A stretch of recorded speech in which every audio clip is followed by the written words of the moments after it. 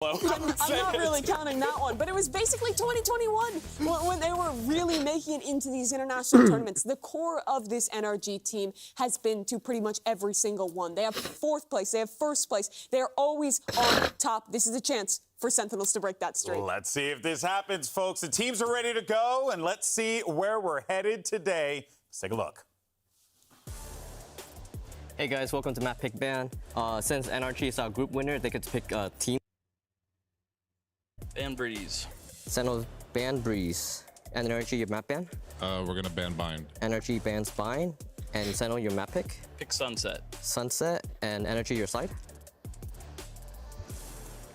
We'll take defense. NRG picks defense. And your map pick. We'll go for Ascent. NRG picks Ascent. And Sentinels, your side. Defense. Sentinels pick defense. And your map ban. Yeah, we'll ban Icebox. Sentinels ban Icebox. NRG, your map ban.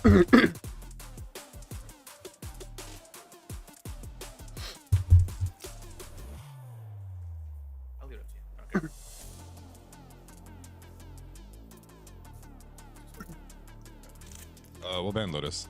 Okay, NRG bans Lotus, and the default map is going to be Sunset. And Sentinels, you have to pick side. Defense. Sentinels Split, but defense. Oh, split. Sorry. Yeah, that's fine. Oops. Buy the bundle, by the way. Buy our bundle. Oh, you said defense, right? Yeah. Cop. All right. Good luck, have fun, guys.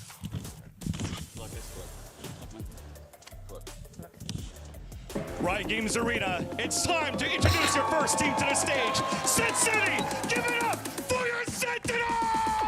Tôi có quần què má luôn. Alo. Bây giờ đây quẹ. Bây giờ Đấm cho mi cái giờ. Má không có để cho bay. dậy sớm vậy thôi. Sớm mới thành công mày. Mày phải không? Tới like à? Reaction à? Vô địch Champion và vô địch Master Reykjavik, ai sẽ là người vô địch? Ai sẽ người đến Madrid? Siêu kinh điển. Nếu thấy càng Việt Nam ngoái ghê ta. Chắc ta là cây nước ngoài á. Không nói Việt mà đấy là nói mấy cây mà mình luận tiếng Việt á. Bạn nói không có cây Việt Nam mô, anh tưởng mình là cây nước ngoài răng chứ. Chứ không phải bạn hướng tới định hướng cây nước ngoài à? Chết gì vậy, vì ta nói tao nói tiếng Việt rồi mà cây nước ngoài. Đồ mới vô đấy toàn người quen không kìa. Lại sớm tôi đeo lại. Rồi lại đéo cái gì đây? Trời ơi. Mình đi bình quanh mà bạn, mình đi bình quanh mà. Tao đéo lại. Bạn đang coi tới phút mấy đó? À không, từ từ vô đã. Rồi ấy cho nó. This is it, the final spot for Madrid on the line, and it's up to two North American teams to fill that spot. Theo như mà ta có nghiếu qua tay mấy cái Sentinel, mấy cái Sentinel thì bắn cái map sát đuối vậy vì biết ra. Mất tiền. Chính xác. Chính xác à. Đấy là không vô sai được hay đó, cũng như mình hay đó. Đuối thì tao không biết. Bắn bị mấy cái pha mà kiểu giống như bọn trước coi giải mà coi trận Genji với lại Derek á, mà kiểu hơn người mà vẫn thua á. À biết giống như Angelic phải Tico á. Kiểu hơn người ghê thua ngược lại.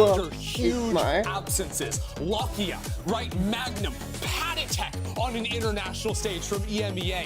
Tens has his chance now here as well today. This is going to be a tournament where the old không biết kinh điển hay không cơ mà. Anh Anzini thì giữ là mấy cái léo của mấy thằng vô địch Master.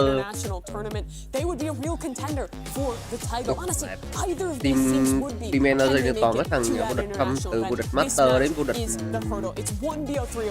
Vô địch champion cũng có. Đồ mà quả đầu tím vàng đẹp thiệt. Đẹp lắm.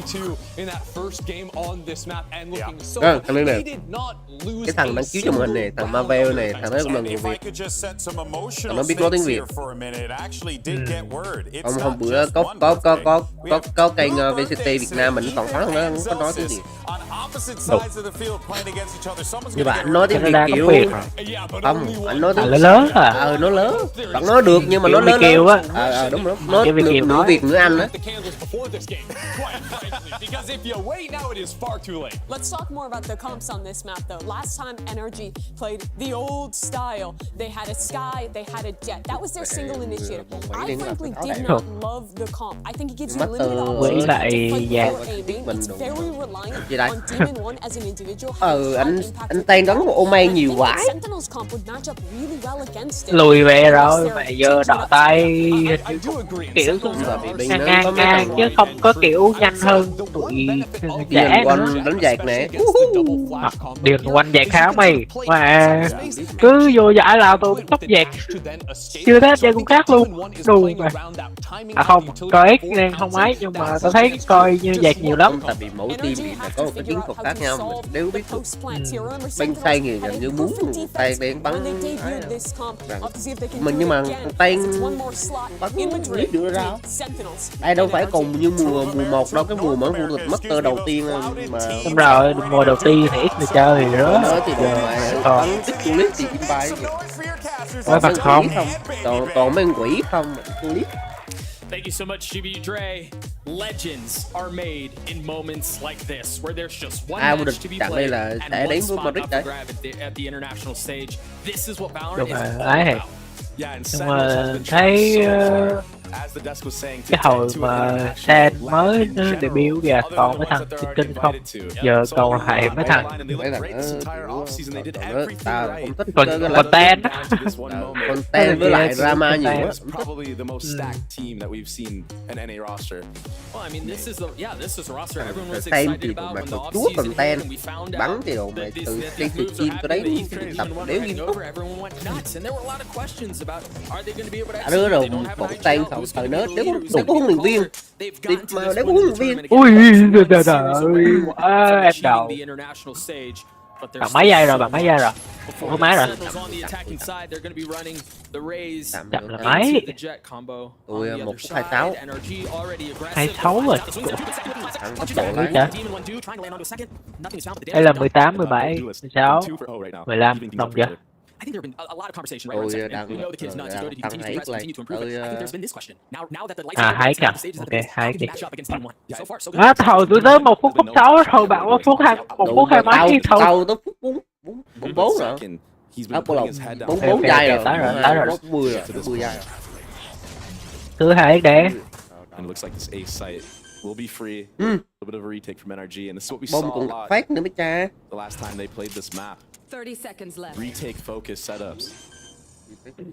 Demon One's sitting very healthy Lát. after that. Ui đéo mù. Ui đứng góc quái giặt rộng thẳng ra luôn. Vậy góc luôn phải mà cái góc đó là việc ta hàng giặt ra không biết nữa. À vậy để biết trước rồi. I like that proactivity. Bị giật mình, 2 thằng giặt ra luôn rồi. Is this? There's no way. Wait, is there a place that they can do this? Ồ trời ơi, bro never fake.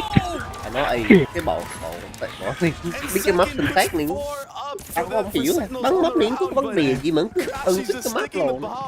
Cứ hơn người xong thua này thua nhắm xít chưa tự nhiên hơn người với đồ mà để được qua món cái tỷ thua cái kiểu rồi tu mà đi mình quanh nó quá em đầu kinh dỗ đi.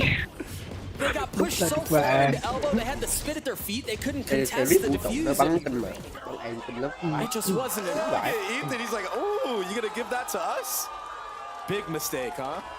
Big Ủa, mistake. nhưng mà giờ bọn Sam đi có huấn luyện viên chưa? Có rồi chứ đúng không?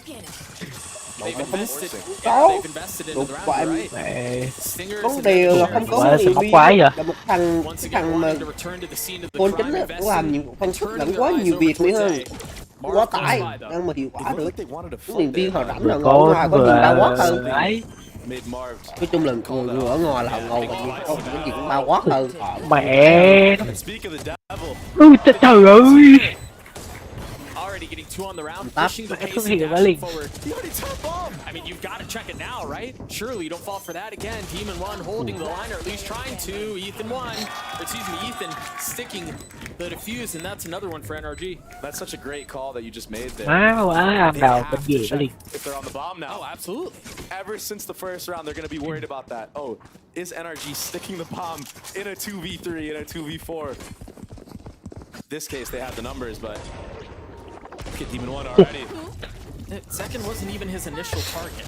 Yeah. Like, that was such a last-second flick. Oh, what a great spray down from Crashies there. That was clean. Wait, they're not really shooting back, bro. No, they're not.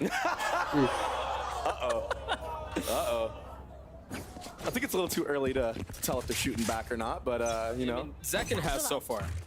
Definitely. A great start for the youngster, but it's Tap a vào rough đầu. start to this Bye. round. And remember what I was saying, Demon 1's so good at isolating the opposing team's duelist every single time he plays a game. And he's so confident in taking that duel.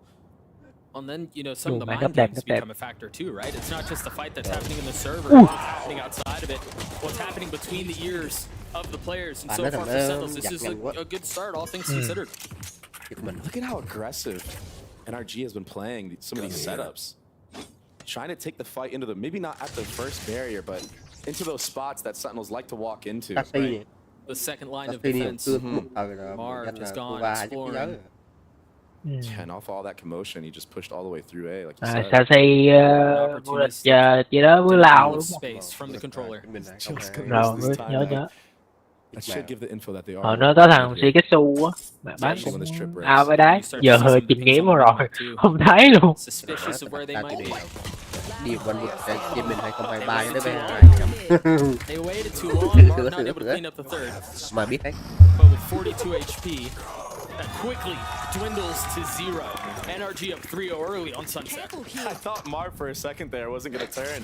He was looking Bây giờ for hay tiles the cái một entire tay miếng time. biết cái mướn But mát cho just họ those bắn. tools left for a brief second, gets the 2K there. Little spray down with the Spectre Cứ long sắp thợ range. bán nhưng mà bạn biết. And it's Mà already here. Đây thôi.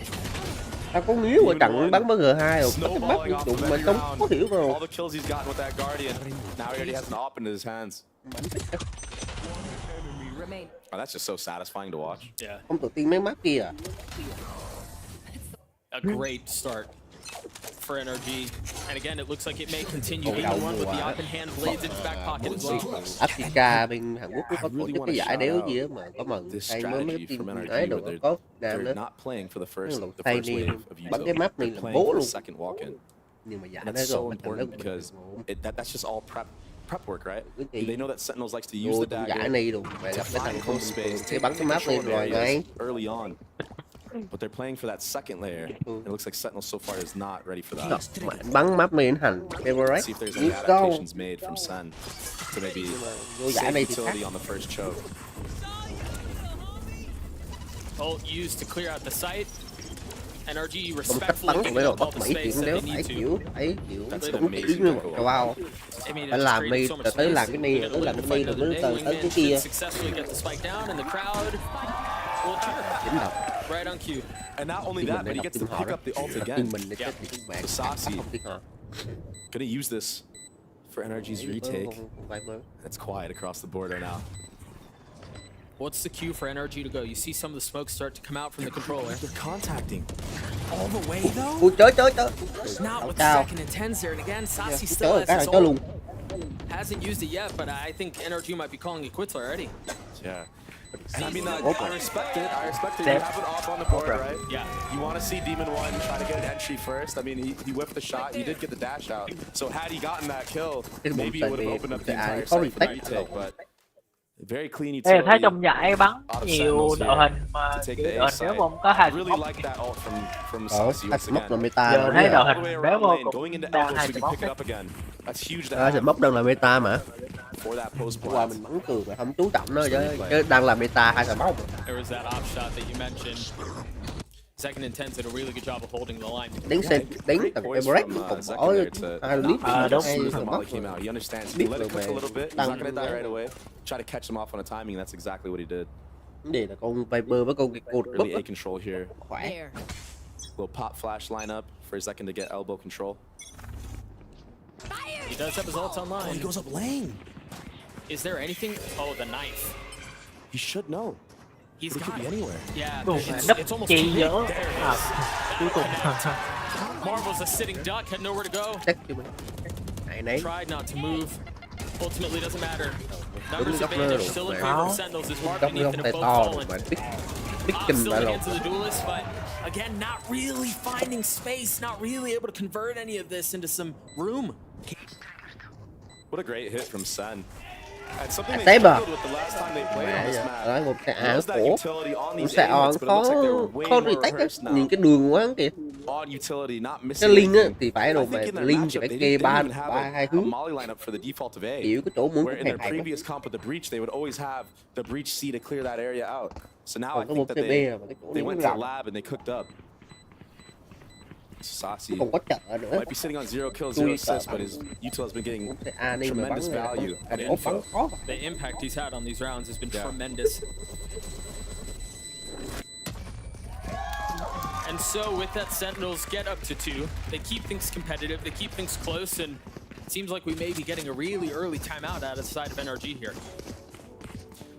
Yeah, and I think so Come far out, what we've come seen out. from Sen is they Đúng realize được that Demon 1 and để NRG's cho bọn game đấy plan quất has vô been, sai B has rồi been to cái A fight rồi that early B ngay gì control. quá. Yeah. Giờ có At hai some cái point, chiếc cuối right? mạnh này, But since ba cái NRG are luôn. not playing the Không, initial không, barrier, chiếm hết mấy tổ rồi. they rồi don't mà have the info on B chiếm hết main. tổ So rồi playing mà so far thằng back Demon One that là bắn allows ốp. Sentinels to Ốp thì actually có full retake hit a phải site. luôn, gặp cái Ốp sai thì cái sai có là khó. là bị học biết thôi chứ. Cái Crash sai đến just không had to nhìn. try to get a trade, but the KO Cái ult xe was A đến perfect. không thuận lợi gì bắn ốp. Ended up being a 5v3 post plant. Không có góc mà nhìn vô trong đó với lại Nhìn trong ốp sai vô thì- rất là mà thấy một cái elbow với lại một cái đâm sai. Đâm sai thì lại ok, nhiều thứ. khó mới lòng. Trong sai là nhiều thứ che chắn cho địch nữa. Teams start to Đến settle, đòn mà bắn ốp. right? You kind of lose some of those like early round jitters where everything is hyped, the comps slow down a little. Is that what you think part of this timeout is here? I think it's just to stop any momentum of Sen right now and maybe make an adaptation to what they're doing. I think that you're going to see maybe Demon 1 go a little bit more aggro here instead of playing that passive op line that we've seen him do so far. And maybe even drop the op and pop knives giải and binh do it that way, mẹ right? So server if you're bắn not giải running rồi lấy into hiệp binh luôn. Demon 1, you're Đó, running into somebody bắn else with giải the là op bằng and lan there it bạn. is. Like Marv, There perhaps? you go, yeah. The Mà 1-2 bằng combo. lan như có đéo NRG đâu has mà been Đéo hiền setting binh luôn. for, kiểu bị I don't know, for ấy rồi đó. even back in the A days, right? Marv Giải and là A. bạn có một cái server lan riêng. Nghĩ rằng See if they can find any success with that op. But look, Sen has already pinged that there might be a mid walkout here.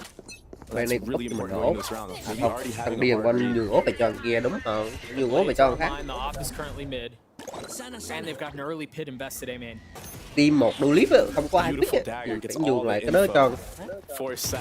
They're aware now that Ốp this jet từ was cái trying mid to go for thôi. the walkout mid, so a very, very hard read. What they don't know though nhưng is mà that trong giải là Dạ. kiểu nó phá chó liền chứ không phải là kiểu bay tơ. Very true. Đi mà nó phá, tao nói mày trong giải làm bất cứ thứ gì hắn phá cũng nhanh hết. Mẹ mày chớp mắt là thấy giải hết. tiniest of pixels, the difference Còn there. mình là được mà kiểu để bay tơ. Look, they just Mẹ use mày that bả here. đứa Cây vãi nồi mà bả đứa, thua. bả đứa trong giải mày thấy ai bắn mất clip mà không biết con Saga đéo. I think Tưởng Saga dẫn biết kiếm phá nát bét liền chứ đừng khó đéo đâu mà vì mà giận. Saga là hồi hầu cái giỡn rồi. Bởi vì cái hồi xưa là cái hầu vẫn chưa vô thời gian ấy luôn á là đã ấy sẵn rồi. Rồi mất mẹ dao rồi. Chứ hầu mất cái dao nó phải dây thì hầu lại. starting to make their way forward. Đó hầu này nè. Second on the first, the flash. Nó đen hầu lạ là tốt mà tụi hắn vô sai rồi. Logistic để báo cho điền quanh à. Possibly want. And another Ra mà đồ vẫn điền quanh ra để tiếp trái.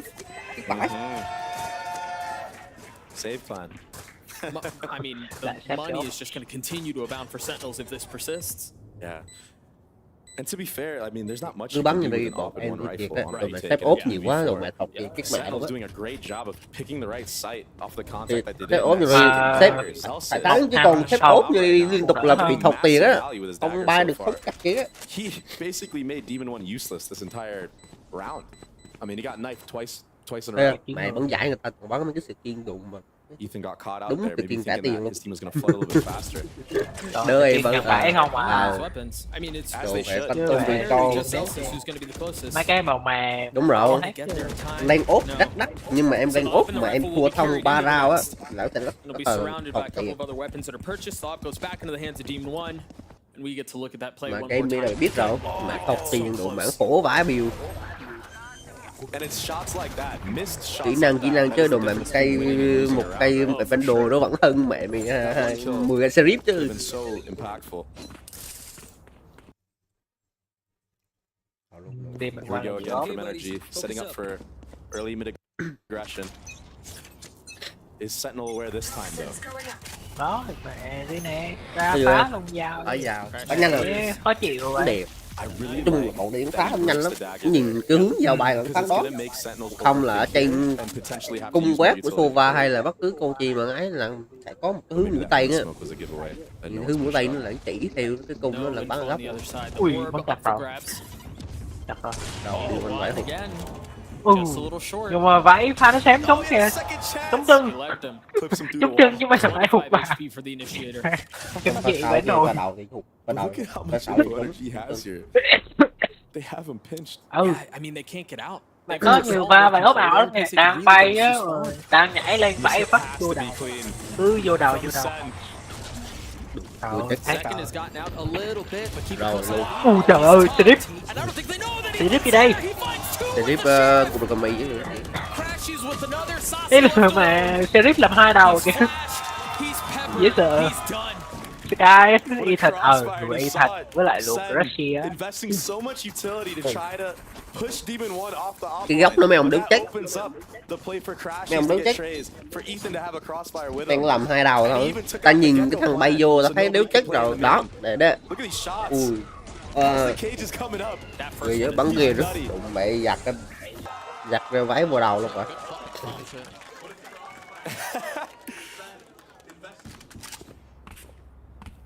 Both teams just vibing right now. Zekin sitting at 10 and 4. Nó đánh bê không được nhiều quá lạ. Ui trời ơi, bắt bài quá. Rồi Bắt xong. bài quá. À mẹ, cây ốp trước. Chắc mẹ luôn. How does he get away with that? Bên trái. Ê! Mấy thằng Ray đồ mảng bay ghê chưa? Bay một phát vô đó luôn mà.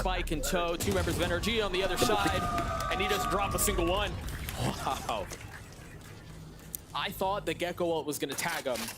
I mean, Không right qua đây around hay, qua đây bắt bài đó, bắt bài nó cũng đánh đau thằng ốp kia. Ốp Ốp được kia trước thì đồ mà vua. Để sẵn cây trước cây đây luôn. Bay vô rồi. Lands the shot and then also updrafts the actual Gecko ult. Ủa, có cây ái này. Có cây bên đường lít chót.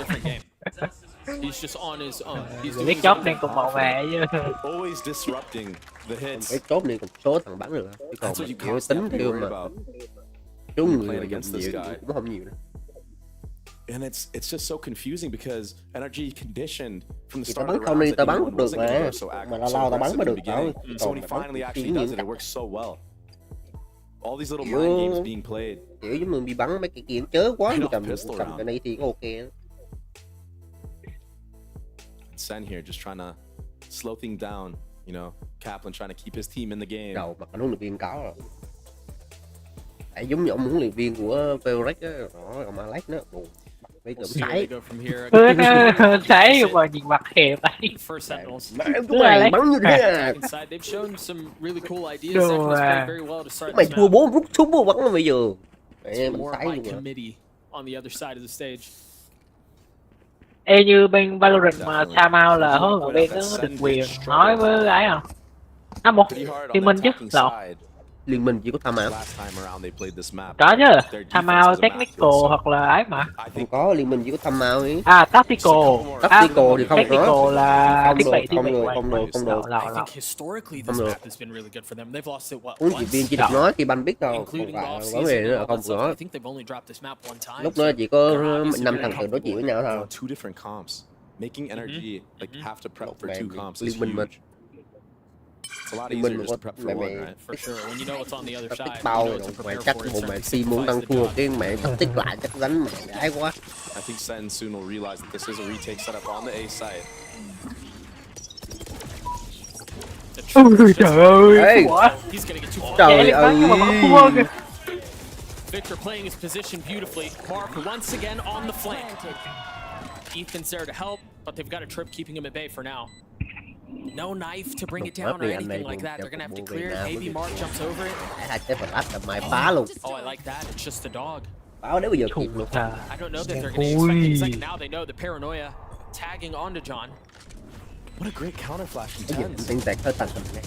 Giá anh tinh tẹt hơi tàn thần này. Trying to Cái keep giờ them back, the đúng. spike Đấy taken là away. bao nhiêu Meanwhile, kill. a fight ensues on two fronts. This is Đầu đầu continues to cái approach giờ the còn bomb. rồi đó. Demon one's out, but now he's Cái dead. thứ giờ về là một ương với lại trong đây người tên dạt con mà nó là cát đói đó. Heads up awareness. Ghi Dạt leader à? con nên mới rứa giờ. Cái việc là India leader à? Tens was sitting on default and actually still Kiểu flashed a mấy mid tên dạt for để his cho mấy thằng teammates. kia bắn, cái thằng tay to hơn bắn. Counter flash. Tay giật là It was in-game actually leader. beautiful. Let's replay this trade. Nhìn biết con Oma It's là actually a miracle. Tao kiểu tưởng biết tao cái tưởng lưu dạo tao hơn tưởng rồi. bọn cái nổ thằng Sashi thằng Tốn. Playing that counter Thằng flash Omi and just trong staying tucked there. to. Jordan, Celsius, pop flashing right after that, understanding that the defending team has to walk into that space. That allows John QT and him to Đấy. double swing. Dizzy's down. To center right now. I got you. Doing what they're supposed to be doing, winning Em giải based off để the gọi utilities that they're là throwing. It's great. Cái mấy cái left bên này. Nâng cao tư duy. Marvin, Demon One both passed that mid Kiểu smoke. như ông bồn ma làm nói game liên minh này game vào ra đấy đang bị phải thiếu cái Nothing to clear it. cái mình cái cô đó chỉ cọt đó không phải còn mà gọi chứ gì xem lại kiểu replay này đó Biết rồi. Dizzy wasn't cleared and Demon xem One được pays cái for đó it thì with mới his học life. được layup chứ còn Smart from biết Sen. nhiều layup lắm To pick up that Gecko flash. kiểu đối thủ người ta phân tích người ta ấy kể nữa chứ còn mẹ He saw him walking khó to be main, I think he did. but he didn't see Oh, if there's thấy rồi, other people thấy. in there, so Oh, he saw that he now. saw him. Oh, he's gonna go hunting. phá thôi Biết không? Không biết. đéo nghe đéo nghe kìa Không rồi nghe. luôn địch mẹ đéo nghe là cút Anh cất luôn. So they've gotten the ta la prize they ôm were mày looking nghe for. mà anh Cái này là không nghe với lại không Together nhìn with bản Ray. đồ á, bởi vì là thằng này thấy thằng kia là thằng kia cũng thể hiện lên bản đồ á. And they still have the trips up from Victor. He has his ult online too. chứ ta la ôm mày chắc chắn phải nghe What kind of post chắc plan phải nghe is Sen à gonna do đâu here? mày đâu biết Hoặc là cái lúc mà hắn ném con dao ra kìa, lúc cuối đi ra cái ném con dao thì không nghe tiếng ấy á, có thì đó. mình ném anh ơi With paranoia in hand. nghe một cái tiếng bịch gì đó đồ Just mà the ném right luôn moment to rồi strike. There it is. ui They both go right through đồ each mình other. mù cái thằng kia nó bắn được kia Seconds, one of lão those. lồn thật đó chứ Trying to continue to funnel out from the tay side ơi as phải Victor bắn được á plays phải his bắn life, được cơ plays bản his á time, waiting ok for the tay right ơi moment to được strike. And it might all be too late. He's left alone. anh giữ gì vị trí quan trọng tay bắn được thì đồ mà độc độ mới sống One tay mà check mãi vào đó thì đồ mà cút hết ba thằng ta luôn And Sentinels right now at this A site post plant looking so clean. I think they have a good read of how NRG likes to play this map, Doug. Based off of how they're playing these post plants. You saw in the beginning post plant that they did, it was aggression towards that CT spawn area. Now just playing crossfires onto the site. Understanding that NRG has been trying to contact in this lane area and punishing them for this. It was fired up. Into the next round we go. Ethan has a stinger. The rifle's in an op. The rest of the way for NRG. I mean, and you see the respect that Sen is giving Demon One right now. As they should, to not be punished by how he's been playing. Wow. My ultimate is ready. This time they're finding the op on the opposite side of the map. In the hands of someone else. He's just as formidable with it. Masking the off presence. Is that his third ult of the half? I think it is. It might be. Yeah, I think it is. And Marv gets tagged. He should be safe for now. Oh, Molly just misses. Yeah, just a bit short. Looks like they're gonna have to find a lineup for that now too. Victor's still playing on the site. He hasn't been cleared out. 36 ải liền You wonder here nó what the lại ấp flood kìa is, lại ấp maybe kìa off of the ui Dizzy. đồ mà trái nét kia đó Maybe off the paranoia Đúng from rồi chứ. Tens, but À, right, ốp, the đắt smoke. lẩu. Vic's still alive. He's a nuisance. He's got to be Nick dealt with. mấy He nhà. has to be cleared. Sean QT tries to and continues to push forward. Biết rồi, biết rồi. You haven't checked this box. Biết rồi đó. Thằng đứng tụi đây. À, có thằng kia cover. Được. On the other side. Zelsis and John Đấy. QT left alone, and it's all onto the leader now. 12 Đủ, HP. con cơ mây dùng ai dùng nhiều này mà đủ tao bắn chớ kìa thôi. None found. Wow. Đừng đi gà. Gì Con con chào gà. kìa mẹ. Họ bắt được rồi chứ hay lộn. Không, tao Mày con không có bắt gà. được con chào. Mày gà. Tao vứt con trai mày bắn được không? Đó này mà. Well, I think good Không, on ta bắn NRG được too mà. to understand. À, Đấy bắn thôi chứ mà. Rồi. Bắn nhiều.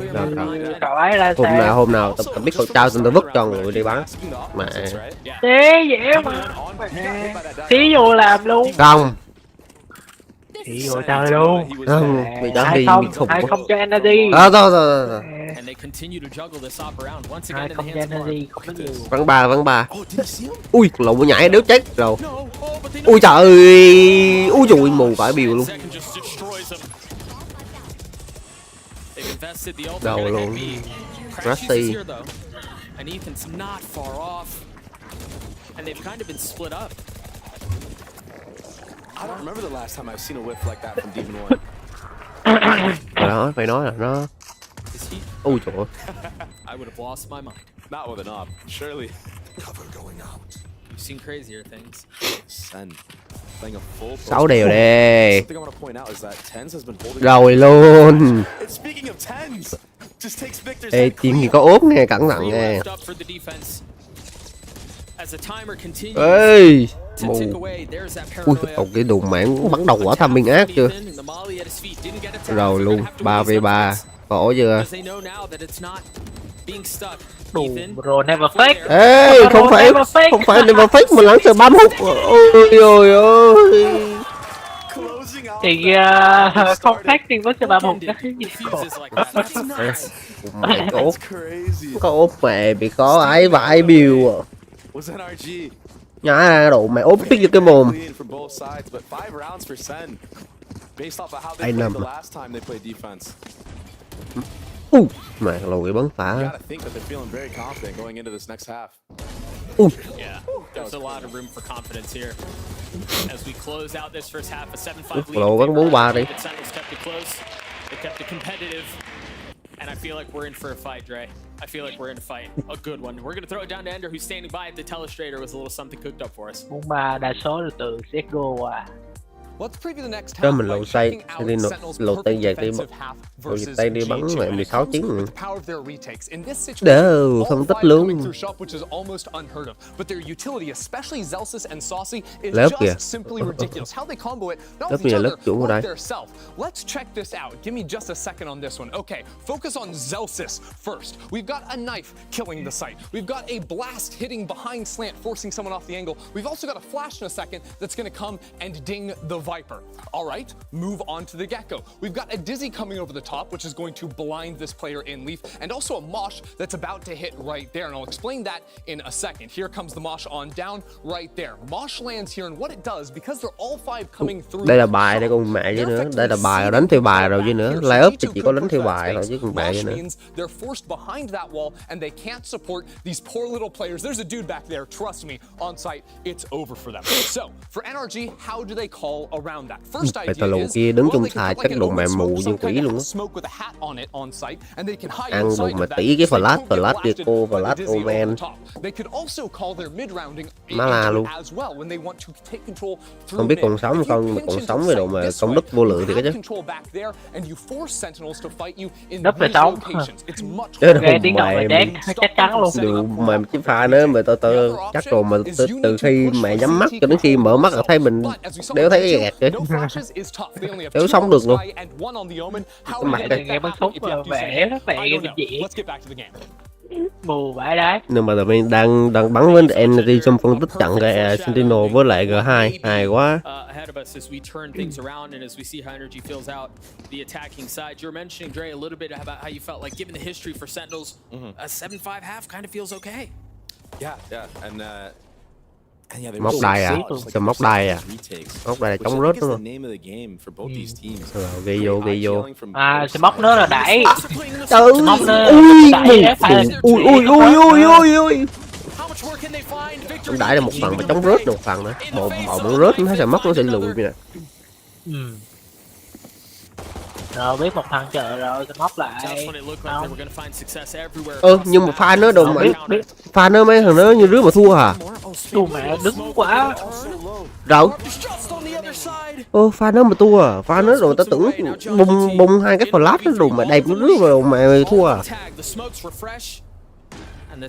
Lúc chết rồi. Wow ạ.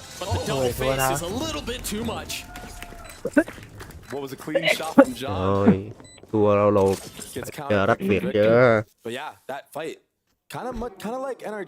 Thua đâu đây nữa rách việc nữa. And you see the prep work from both teams now coming through.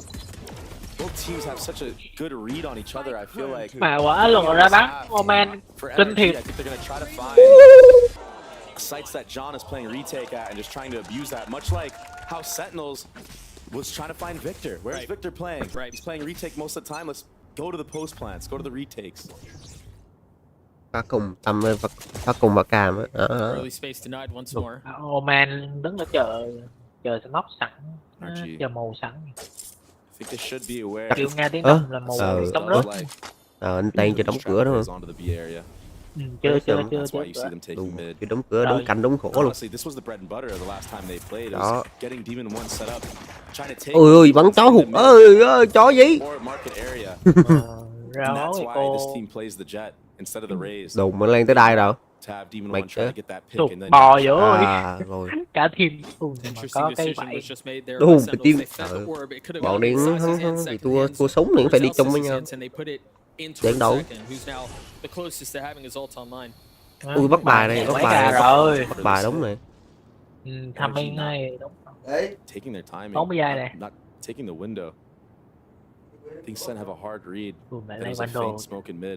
Bắt bài đúng này, hợp lý này. Quất này, bây giờ bên không ai lộ tiếng này. Rồi một tay biết đông không? Ơi. Rồi bắt bài hai là kêu bài súng yếu rồi chịu.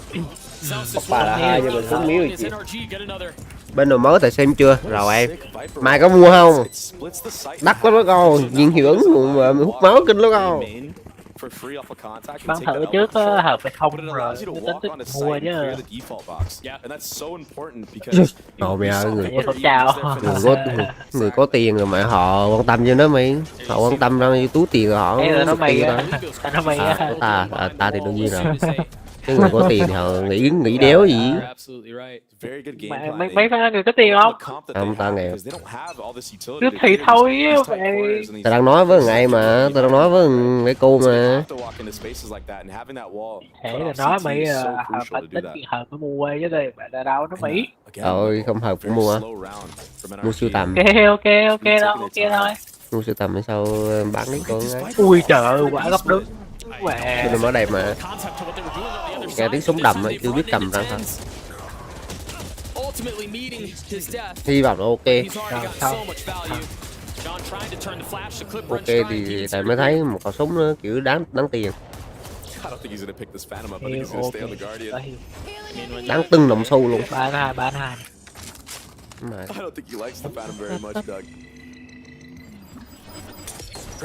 Một ngóc biết không bên đồ mới tên là gì, lửa ngục hay hỏa ngục vậy? Không, hỏa ngục là cũ rồi bạn. Thằng ngốc không kịp ngốc. Tên là lửa chỉ đó hả? Không biết. Đây. Nhưng mà có cái Infernal rồi bạn. Infernal là hỏa ngục đó. Mà như có cái gì đó Infernal là cái skin nhắm nó có cái búa kìa.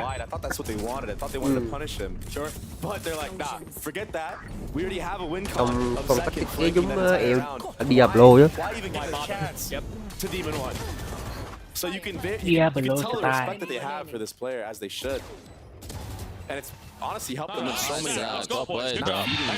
Đâu, bên trai đã dùng tay nghe giống mình chưa? 16-11 for Zekken. All these questions about experience, nếu bị bắt chat mà kiểu đến không nhảy qua được. Má toàn là cáp để cặp tính không. This entire off season was meant. Cái bắn giải người ta vẫn bắn server bắn quả chấp thông dụng thông thường mà cáp chỗ kia chỗ cửa này nè. Kiểu không cần nghĩ nhiều á, chỉ cần biết được thông tin thôi là đủ. Ê, để thằng có phá cam giùm hết, phá giùm cái cam. Lộ rau.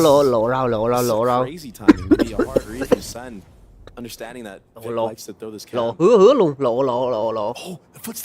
Ôi, lội mà lộ cái gà quá. Tại cái sờ móc ra là nó đã hiện cái animation của cái sờ móc à. Gets out of the cam, feeling some of the pressure. Oh, that smoke needs to go up. Just in time. There's no flash on the other side of this. So Ủa, còn cáp hả? Thu lại rồi hả? Are they just holding the smoke? Phá rồi. Phá mua nhanh đó vậy. Will the mid players from NRG get first contact is the question. Thấy rồi. Bắt vô kìa. Không biết. Ui, đi con mẹ thăm minh quỷ nữa. Rồi luôn. Hai thằng lận, ông mới biết con thằng thôi à. Ui. Rồi biết hai thằng rồi. Ai còn thằng nữa. Ồ, cái đó con đó thì không phá được. Ai ơi.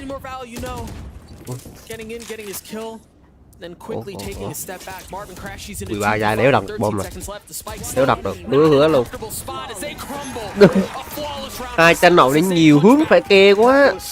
Mà nhiều hướng kêu đéo tập trung bắn được. Để tập trung đặt bom được. Bộ mà cái nậu nó đỉnh vậy. From the start of Tens just understanding the default cam of Victor and outplaying it. The little micro play like that gets you that first blood on the initiator, and then that causes energy to have to contact everywhere. Yeah, it's huge. I just want to point out that like Tyson right now, Tens, I mean everybody knows is by Tyson, right? Nếu ai gọi tên. He's been dominating these last couple of rounds. Like he is really heating up. I can tell by his aim too. He's got that little crack in his back into him. Sen is the script. And it might be. Iron 2 cái lồng má. Oh my gosh. A 2-round lead for NRG. They're the ones who call a timeout, perhaps feeling the situation anh em slip sắc from their grasp. Đoạn. Yeah, they still have a lead here, but it's definitely getting a little uncomfortable with how these last 2 rounds have gone for the way of Sen. And great setups, and honestly all off of John there on default, playing that corner so well, jiggling sight, jiggling his wrap, and pretty much just staying alive. Yeah, like he probably could have committed on that Demon 1 shot, right? But the difference is he knows the 100% win play, right? Which is just sit in the back there and just stay alive for as long as he can, wait for the rotates. Ten's Omen flashes have been killing it. I mean, they've been on point. They've been perfect. They've been killing it. Đang có cái map. And he's been holding on to this. It's something that's very interesting. Maybe a little game plan. Tích với lại ban map trong ái sắp tới. Này tích map nào ý là map mode, mình chọn cái map mode mà sẽ được xuất hiện ở cái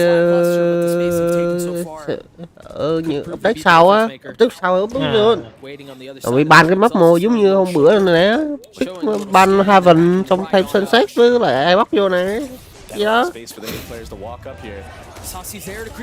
Ui đủ má mì trắng lộn với chồng trời như rạ. Trời ơi đủ má mày thằng nào cũng flash ác thiệt, anh điền quanh trắng bóc. Flash cái chứ của flash của cây vô thôi. Mày bị trắng của quỷ.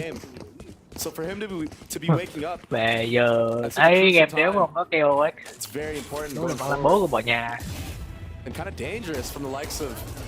Không phải cái map này cái xài nhỏ cái tầm quét được con ấy nó khỏe. Bán bao cái được.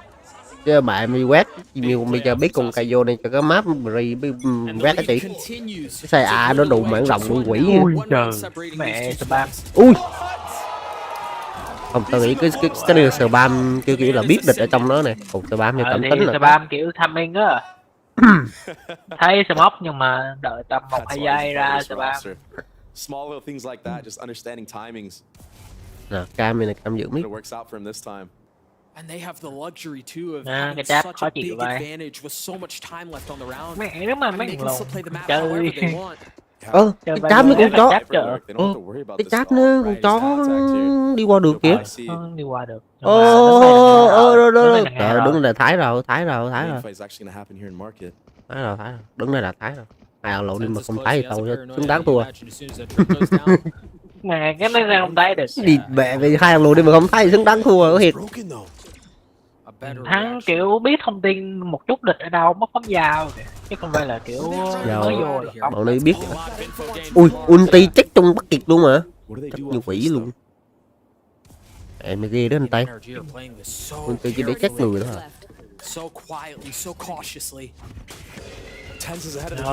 Rồi, quá kìa. Hay quá. Hay quá. Nhanh. Đánh từ bét vô. Thì não to ấy. Éo đơn giản là kiểu chỉ... biết có thằng ở chạy. Răng mà biết có thằng ở chạy. Thằng mang thằng giặc chuyên gia đứng ở đây khó chịu. Anh Vĩ giờ xài toàn màu tím. Anh Vĩ giờ anh thích yêu màu tím thích sự mộng mơ mà em. Người thích màu tím, yêu màu tím thích sự mộng mơ mà.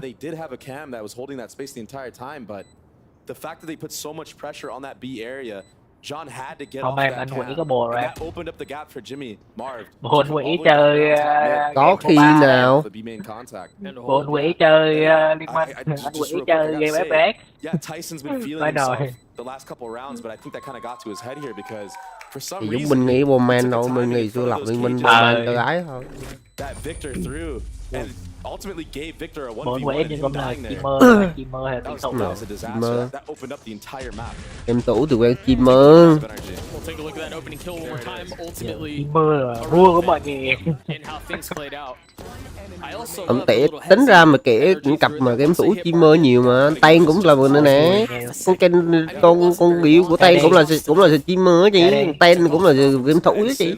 Đại tính game thủ với lại chim mơ làm yêu nhau đại. Đại nó thiếu trai. Không thiếu.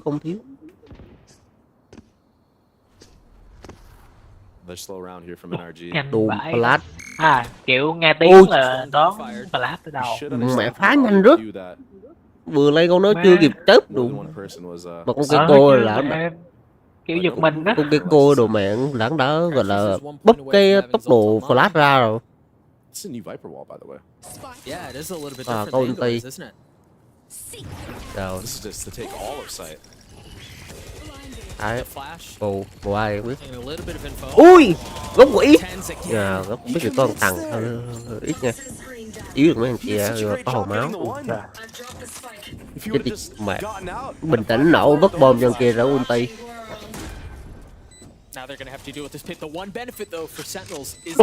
Một thằng đứng trên, một thằng đứng dưới. Welcome to my world. Welcome to my world. Còn cái này thì cũng cao tơ còn mà hát giờ ấy anh tay rồi. Khó quá. Ơi đủ mà. Chịu đếm mù. Phải cái mình lát này ác kìa. Đầu luôn 16 máu làm gì? Không thể làm gì hơn. Bạn bị chụp dính nữa rồi thôi chạy thôi. Giờ chạy thôi. Gì. Understands that he has to push up there. He has to try to take out anybody walking into that Viper's pit. Because if he didn't, Crashies is just dead and it opens up the entire retake. I think the other thing too is Marv's understanding of the timing of that. Đang xem cho team một like cái lên được số ai rồi. Tiền luôn một cái lượt đăng ký mọi người ạ. Tới xem giải cho nó nhiều. Master ốc tổng nè, thêm nè. Đừng phải nhùm cái màu cũng vậy cứ mày, một bay màu tím, một bay màu chỉ đâu. Một tím một vàng. Kiểu cũng không hẳn béo biết màu nó màu gì. Nên không ý là anh nhùng đó rồi, anh nhùng mạng cái bộ rau cũng một tí một vàng đây. Cái đồng bộ. Không. Vậy dồn trong mày trong rau là có trong cây bóp thôi. Ôi thì mình góp ý thôi. Nhụng không quyền ảnh nữa. And that's really been their approach the entire half. Cái thùng ngay chỗ tài nó nhảy lên devouring everything the defense is showing. ngồi. Tay cháp là lui vô. Thái rồi. Ui. Thua à. Chớ. Anh bơ việc anh chớ. Tại sao anh lại chớ? Fast trade. You see the hours of otter view going in to these games. Against other teams, maybe Sentinels would break that trip, but this time, staying there, not breaking it, understanding that NRG likes to rewalk into space. Sasi's usually second. Anh Sasi. 92. Again, like I just feel like Sen is making these small mistakes. Ui, đóng. Sasi can get a lot here. Làm tiếp. Đầu lông từng thằng biết thì đây. Rồi, Thái rồi. Đủ mà Thái nhanh chưa? Đồ mà. Tapping. Ơi, rất nhanh.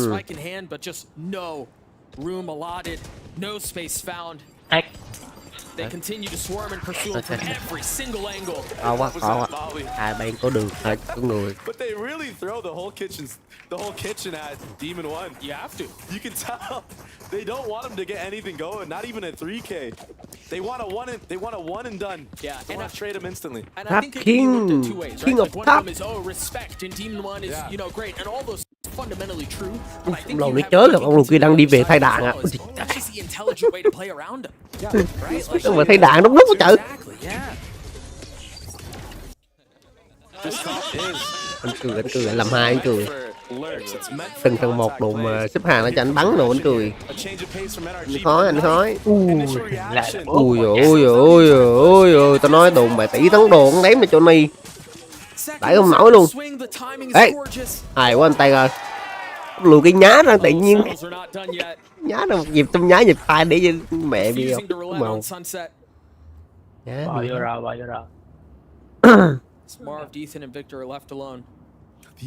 Bò tới gần xem có nghe tiếng cháp không đó. Không có này, nghe rồi.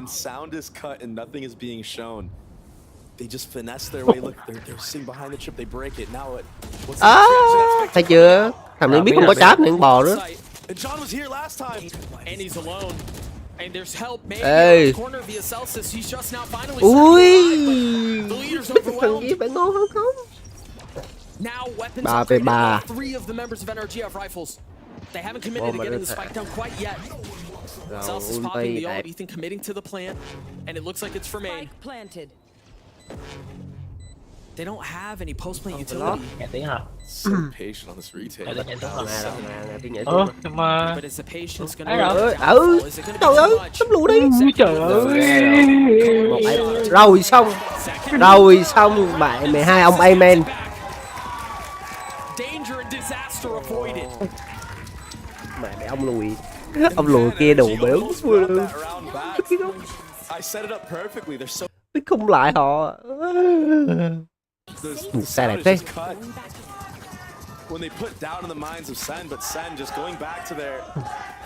Em đầu ngày chưa một tay. Địch bại. Sentinel chưa làm nóng tay à? Bắn trừ mới nóng mà. Trong khi mà con Viper bò vô làm hết rồi còn lại xong báo. Gets punished. Still such a close game. Anybody can take this away. Ui ơi. Trời ơi. Chết trên đường bay. Nguyen vừa mất flash luôn. An early attempt at a strike at aggression from the defense. Nhưng mà flash nó không mất chờ mà lại mất thẳng ta. Nó mất vô lỗ kìa. Ấy là mình nhảy lên mình mất trên cái lỗ được á. Mất chỉ có lỗ vòng xuống. Lại được.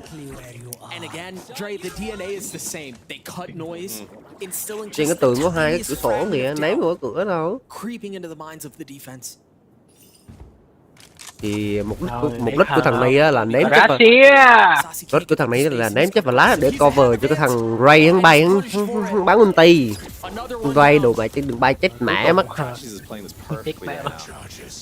Tens is in a really good spot though, but Crashies, you wonder if he's. Ê, wow.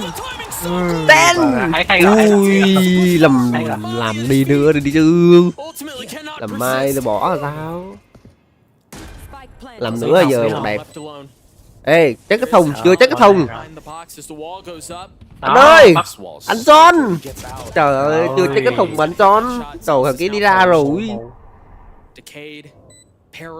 Rồi, không phát. Đục ra cái tường đến đục được đấy. Sọt tí. Ôi, sọt tí. Cút đi. So clean from Crashies. And Demon One to open it up like this. Wow. Vãi lầu nữa. Không thể làm gì hơn. Khó chịu vãi luôn. Đủ đề, hai hết ball. Ten biết được cái này đủ rồi. Áp một anh Ten lọc fan, mày cứ lọc fan thôi.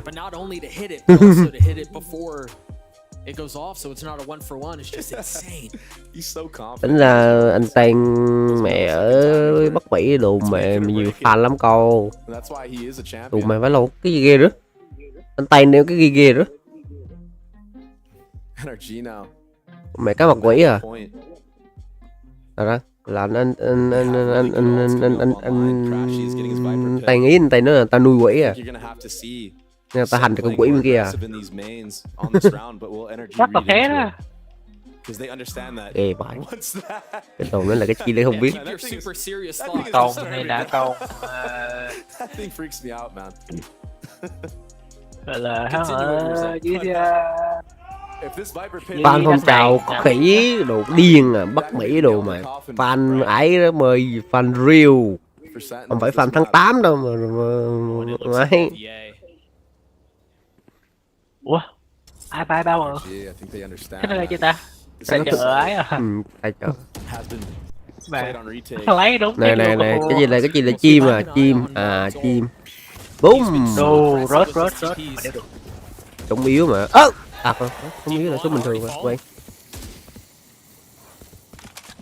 I love what they tried doing there. There was a deep smoke into B main in the spawn and the TP to perhaps suggest 12 OP. But Celsius's knife just denied all of that. He actually can't ơi đục đâu chứ?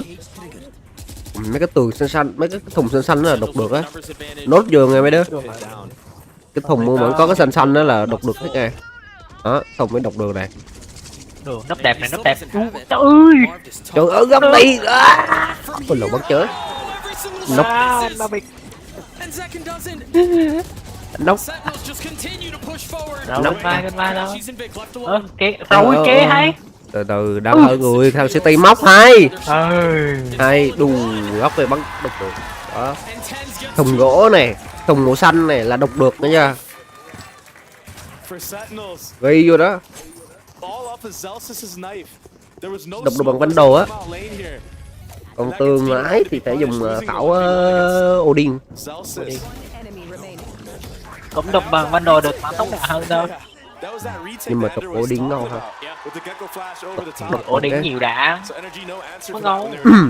Đạm to mày. Mẹ. Nhiều chứ đám to mà. Mẹ với khảo lên đục tường cũng có mà ít quá. Đục đụng mà gãy băng như chết nữa.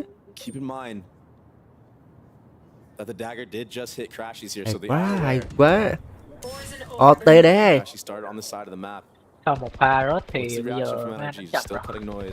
Overtime. I mean, their approach does not change. Có cái cam cho đi cũng lỏ rồi, nhưng mà cái cam thì phải chết liên tục á. Mà để hết về không áo bài. Có chat mà, có chat mà. Chó vô. Đúng rồi. Chó vô là biết chat rồi. Ủa, chưa biết hả? Chưa biết. Đó có, phá rồi. Phá nhanh lắm.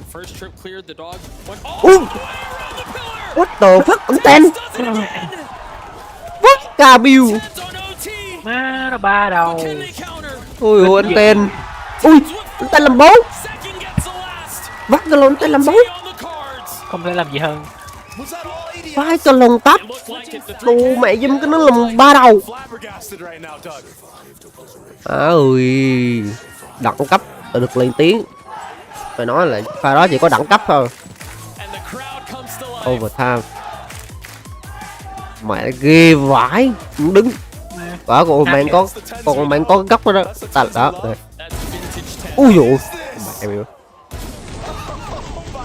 Mẹ mà mẹ zoom bằng ADS đi nè, mẹ khó bắn lắm nè, giật cái tâm lên kia lắm. Mình phải ấy lại tao cũng phải bắn kiểu zoom nữa đó. Mày biết có một thằng mà hay bắn kiểu zoom ADS lên là không biết không? Là con lậu dây á. Eo đi âm luôn á. Lậu đó hồi xưa bắn trăm bơ đủ có làm cái đó là chùm zoom cái đó luôn á. Zoom cái đó luôn mới bắn được này. Họ bình thường mà bắn được nhưng mà zoom cái đó gì? Đúng rồi đó. Chớ thế mà. Kiểu phong độ thất thường vậy. Rồi OT thì ngon rồi, OT thì cũng sợ hết tiền. Rồi, cam. Ê! Mẹ. Trời ơi làm hai nữa. Nhảy. Cắt cái giò đi. Má, tay nó kiểu đủ má bọn này. Gà thiệt. Tao làm đến thế rồi. OT rồi vẫn được. Còn mỗi anh fan ốp luôn. Ôi, OT mua ốp là để mua giá bà. Đúng. Biết được một. Thì phái thủ là mua ốp, còn mua phái không thì mua ban đồ lại. Chứ mẹ giờ bên công mua cầm đô lít mà dám cầm ốp này. Đủ mẹ nó đi tham chiến thuật chưa? Tham đại bàng chiến thuật đó nè, bọn em qua lại cầm phái thủ đó mình phải như này. NRG won the round and they're the ones that take the time out, so okay. Really trying to make the Sentinels players soak into that moment of the round that they just lost. And perhaps trying to cook up a hard read here. And you imagine maybe the conversation is going back to the second half of regulation, right? Where things kind of got away from him a little bit. Maybe that's what he's trying to address. But one round away from taking Sunset is NRG with this timeout called. I mean, everything is up for grabs. This is Sentinel's map pick, so for NRG, they're going to take this one away. They're feeling very confident going into the rest of the maps in the series. Hey, they've only lost it once. Yeah. And it was to Paper X, if I'm not mistaken. Yeah, with the comp that they're actually playing right now. Sentinel. Round A. You take a look at some of the highlight moments from the previous round. Mà tâm đi qua nè. Trời ơi, quả tâm quỷ vậy. Mày kiểu hắn lộ ra một pixel đó, một pixel thôi. Ra pixel đầu không phải. Đúng rồi mà, 360 đó. 360 hạt ăn nữa. Trời ơi. Mà nó bữa ta check trên ấy rồi mà 17 triệu. 17 triệu là giảm giá rồi mày. Vui đó. Hồi mới ra 22, 23 triệu á. 24 inch, 36 hạt. 17 triệu rưỡi nghe, 17 triệu 500 nghe. They have to respect the wall. They have to respect the possibility of a flash on the other side of it and the deep push. Nhìn ngồi thèm vãi. NRG really cooked with this, keeping 2-3 players in mid with. Ở Việt Nam mình cũng có bộ bên kêu vui chính hãng. Marv just smoked the market. There's nobody there. All signs leading to top mid, but we've seen Tyson here before. This time not on top of the box. anh khen. Em tưởng anh ấy chứ. Đầu luôn. Mà anh ơi, đứng cái góc nó, anh đứng góc nó như cũ thì phải đẹp hay không? Ui, điệp mà cái nét cái quỷ thiệt chứ. Ui. Thằng kia cũng mù, thằng Ray cũng mù. Trắng. Hai thằng đều trắng. Đéo thấy được. Không. Ê, có thằng biết thằng móc chợ không đấy? Chợ để đóng cửa đủ mà cái đi ra từ ấy cũng phải móc vô. Gets you so close, Rồi. but can Marv Ê. 1v3? Rồi thủ thành công rồi. Là OT. Great utility from Sentinels there. Cái main nó bắn khổ luôn, đúng khổ luôn á. Mà không ra main bắn không được. Ethan, he couldn't go anywhere. Yeah, he had no choice, man. There was a nade behind him. He had to run into the flash. Mà em spam cảm giác chưa? Ui dòng lùi cũng xem chớ. Mày chưa? Poor guy, just full blind. Cũng là That's OT. where you see the Gecko just get so much value, right? On these retakes, having the Dizzy defuse the bomb, tap the bomb, right? So that you have 4 guns just holding. Fighting, yeah.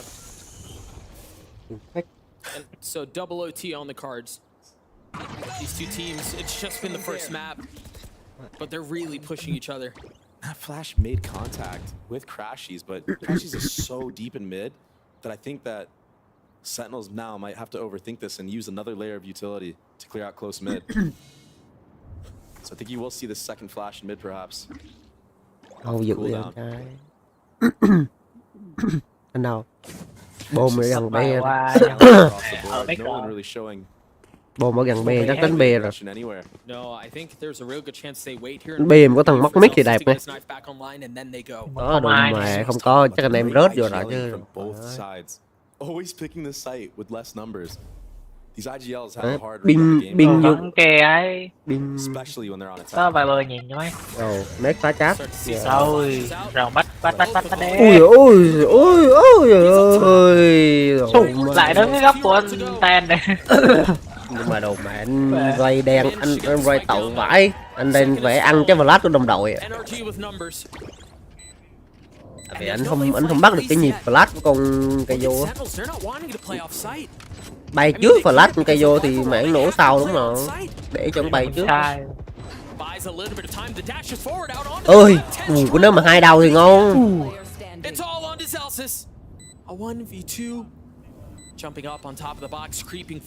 Ê, kê lại, đi luôn ơi. Đâu đây. Ai. Kê lại chứ. Thằng mình nó là biết kiểu gì nó sẽ nó quay vòng được. Cơ mà nó không có man thì kiểu gì cũng sẽ đi xoay Qua quanh. ý thì thông tin cuối mà thằng kia đưa là thằng nó ở chỗ nó kìa. Xung quanh nó thôi chứ còn đéo có ngồi mày. Chẳng bóc. Đây pha nó 2 thằng chặt ra làm 2 cái đầu thì ý không biết đạo đó. NRG match point once again. This is what the third time Match boy, cứ they've match had boy. this opportunity. They're doing this mid wall again, it looks like. This time, do they actually use it? Is the question. Maybe a mid to A. Oh, it seems like they want to. Oh! I think he was a little behind the flash, just a little late. Trying to find a timing, maybe thinking that he had a hard read on the Má đồ liếc đúng khổ vậy. from Sentinels in mid. Chạy vô không có thằng nổ bạn. Biết cay. When you're in the driver's seat like this, you know, sometimes you gotta go for plays like that to try to win, you know? I think part of that goes to how they showed how they played around this wall Chạy in rồi, previous đóng cửa OT. nhỉ. Yeah. Phá cửa nhanh quá. Previously, it was a Tự threat. nhiên Không đóng Maybe được. just đóng banking cửa on thì the bọn fact đi that phá they might cửa not believe. bước thôi.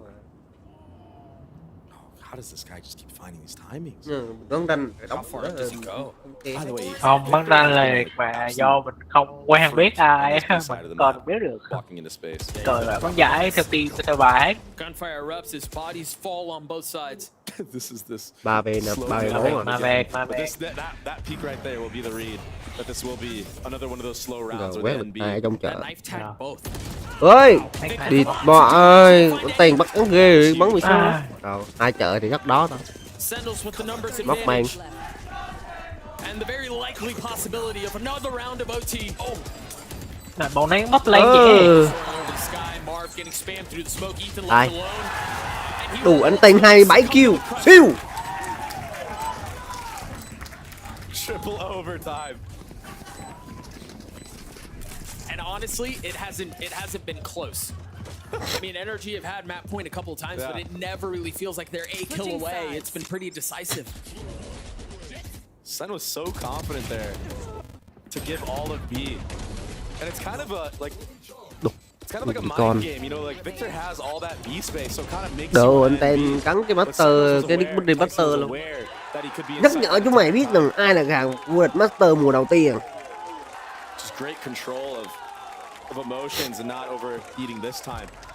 Má quá khích kìa. I feel bad. That guy keeps getting beat up, man. I feel bad for him. Ủa, pháo. Another pause Chắc here. là time out. Time out for Sen this time. Bạn tactic What ai can they game. cook up Thôi in như this bên round? How deep is the bên play? sang là hết rồi, bên sang hết rồi là ý, còn bên NRG còn many matches this year, this off season. On this map. Kiểu đánh thủ được, mình để đánh cọc So được. they actually could pull out a play from Nào, another ủa competition. sang. Try to make it work. Tao có sang mà. Again, every time a team has had map point, it's been for NRG. It's never really been Sentinels who have had the advantage. NRG cái quả trắng đen giống kiểu logo xưa vậy. Kaplan conversing with the boys, seeing if there's a change in pace this time around. Thì tổ chức gì có màu nó thôi mà. I just want to briefly Hồi xưa talk mà about Ram mà còn ái là chắc có khi cũng có hình chụp hình đi bằng chụp hình với Ram vậy chứ. Chủ cũ không phải chủ cũ mà là ông TK Nguyễn đó, rồi ổng là có hầu bạn là mấy thằng có đông bên NRG mà. Hồi xưa là bộ Ram mà NRG Asia ấy mà.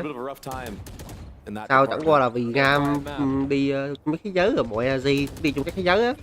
Thành ra là Liên minh cũng không cho phép là một đội tuyển có hai cuối cùng chung một chủ sở hữu á. Đấy là hai đội tuyển có cùng chung một chủ sở hữu không cho phép á. Nên là buộc ông ấy phải rút mấy thằng đó ra để ông đi gây làm cổ đông đó.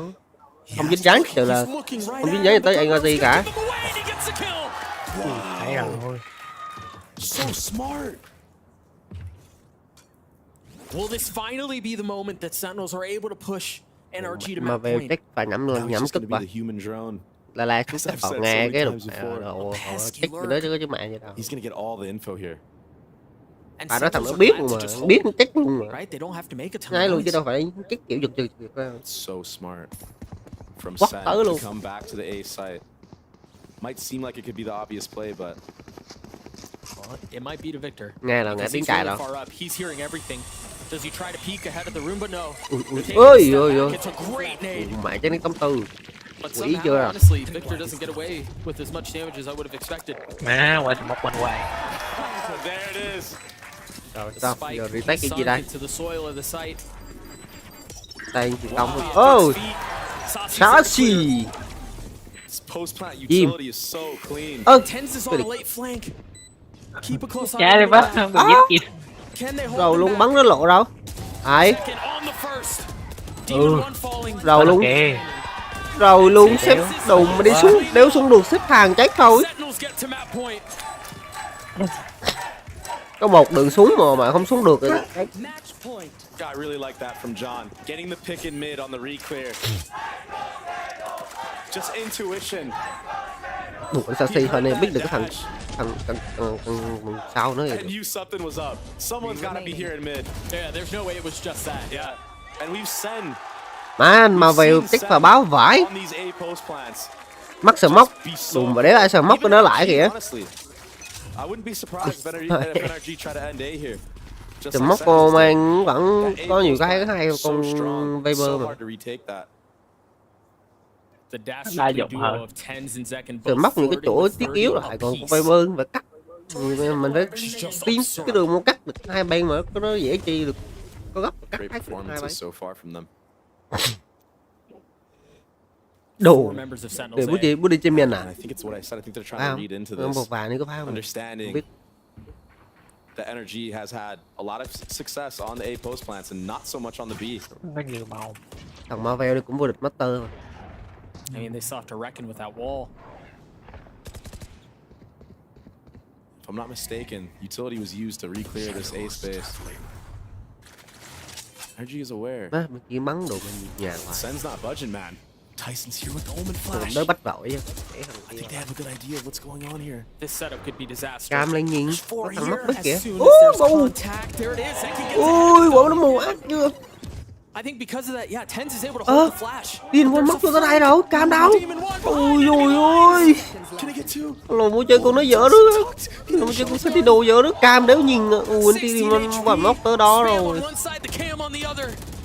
Ê, đụng mà cái thùng đó đụng mà nguy hiểm nghe. Ấy là bắn được, mà vấn đề là nấp luôn để dùng địch vô á. Đó. Tao nghĩ là không biết cái thùng nó có một tay nó gầu. Đúng rồi. Không biết với lại không để ý nữa. Chụp thì chụp được đó, nhưng mà ví dụ bắn ra bị lộ người. Và nếu mà thằng tay mà bằng một cách thằng chị nó bộ cái biết thằng tay đứng cái thùng là nó độc nát luôn á, độc tay dọn vô luôn á. Không biết đồ mềm người. Má thắng nhưng mà kéo cũng hơi nó rao tới 15, 16. Mấy thấy gì thôi. Hiểu. Thắng nhưng mà đủ mạnh OT mới thắng được. Quá chứ. Thắng chặt vật nghe. Phải phải. Nên em đang xem cho team một like video livestream mình lên được suốt nó mưa rồi. Xong xin đăng ký nếu anh em người mới để ủng hộ mình. Có đục mẹ vãi view thôi. Bết chạy làm ha nữa à. Chứ gì bạn mình dành buổi sáng ra để mình chơi rồi buổi chiều mình ấy mẹ học đù mà tay biết quả nó áp thiệt mẹ quả mà đứng ở trên nó không chùm cái ADS mình bắn 3 đầu lao này evil nữa lao chuẩn bị cái run nó là chuẩn bị hết giai đoạn này hả đúng không? Cái gì? Hey guys, cái it's Jimmy Lin. này. In this series, I'm going to walk you through attack on Pearl. Watch out for the stairs, clear this angle. You're going to be able to fight this. Em lắp này. Có cái này nè. Để lập map có nhưng em lắp. Ok, map ra, I know. Em lắp master.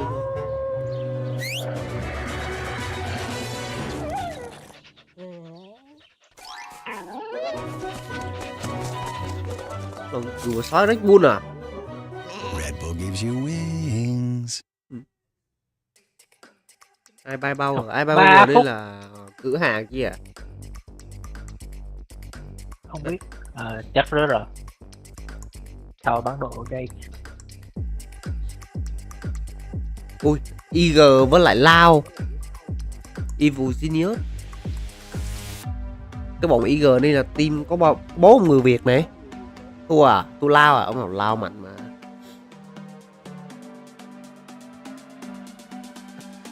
Đứa là Lao tới với Master Maric à.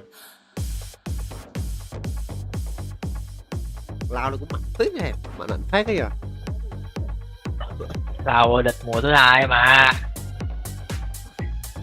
Đứa là fan còn đông cơ, đùm mà. Nói về mấy con FF đi bọn kiểu bọn liên minh á thì có bọn fan Trung Quốc là đông nhất, nhưng mà FF á thì đụng vào fan bọn Nam Mỹ nhiều vãi luôn, nếu khác gì. Fan FF á nghe, bọn Nam Mỹ nhiều vãi. Brazil nữa thôi á, đùm mà chắc cũng cùng cái game thể loại bắn súng luôn. Từ bên PUBG rồi bên CSGO, bên Valorant.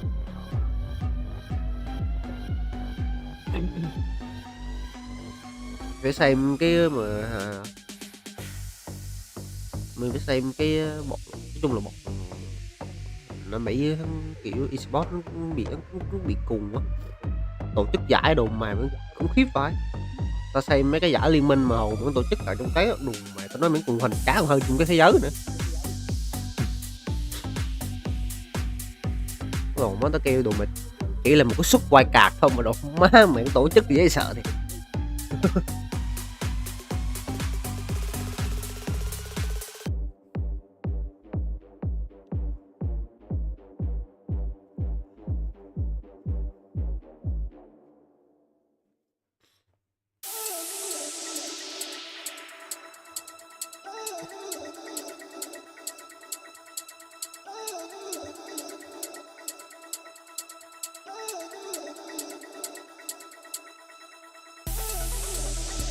Má đó. Vẫn chưa lên được 20.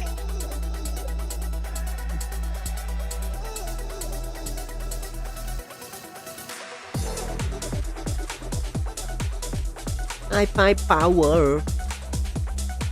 Let's go Sentinel.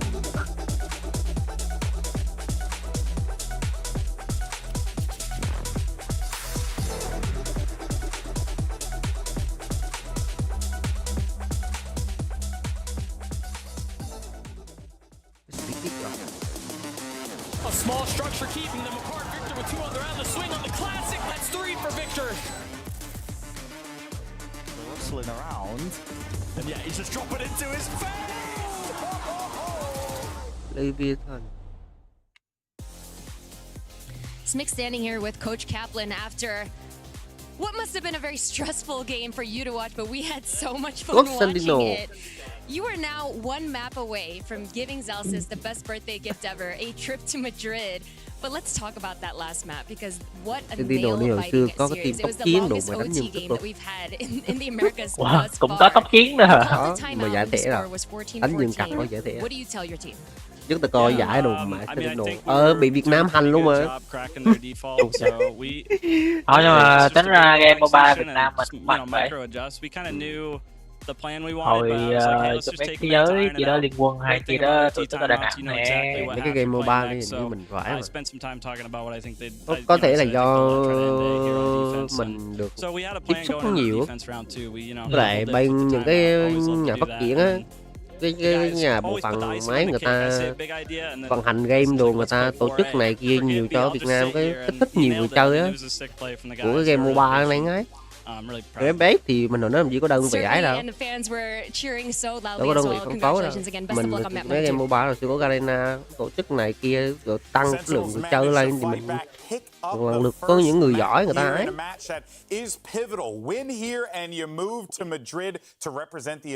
Này cái kia mà chứ đừng mà ai giống như bọn mấy anh Hàn Quốc rồi game mua mấy ảnh cũng quỷ. PUBG một thời rồi mẹ canh ti PUBG rồi một thời cũng làm bố mày cái gì giờ hack bố rồi.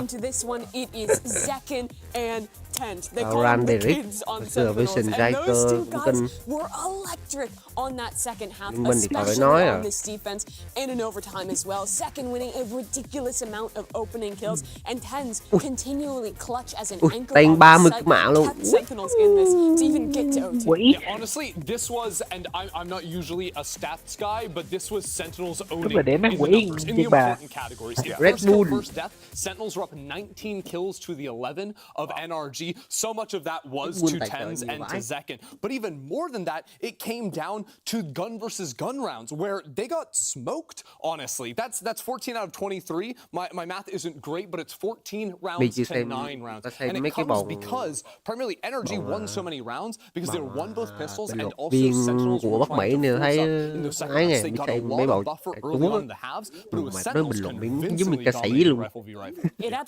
Mặt mũi ca sĩ luôn, làm tóc mặc đồ như ca sĩ luôn. Mày mình mặc váy của nó ấy là loại hình đó hả? Mặc style đồ hắn phong cách lắm, không phải hắn không mặc váy mà mặc cái style của bọn ca sĩ á, mặc đồ mày đồ kiểu ca sĩ lắm, đây phải mặc váy bộ. Con mẹ buồn cười vậy bên Trung Quốc bình luận. Nhìn hắn cứ kiểu đồ ta cảm giác hiểu không? Có thể là do mình xem mấy bình luận viên người ta mặc ấy nhiều quá kìa, mình mặc váy cũng được trong lịch sử cũng quen nữa, tự nhiên gặp mấy thằng đấy mặc cái đồ kiểu đồ mà trông như ca sĩ đồ mẹ lạ.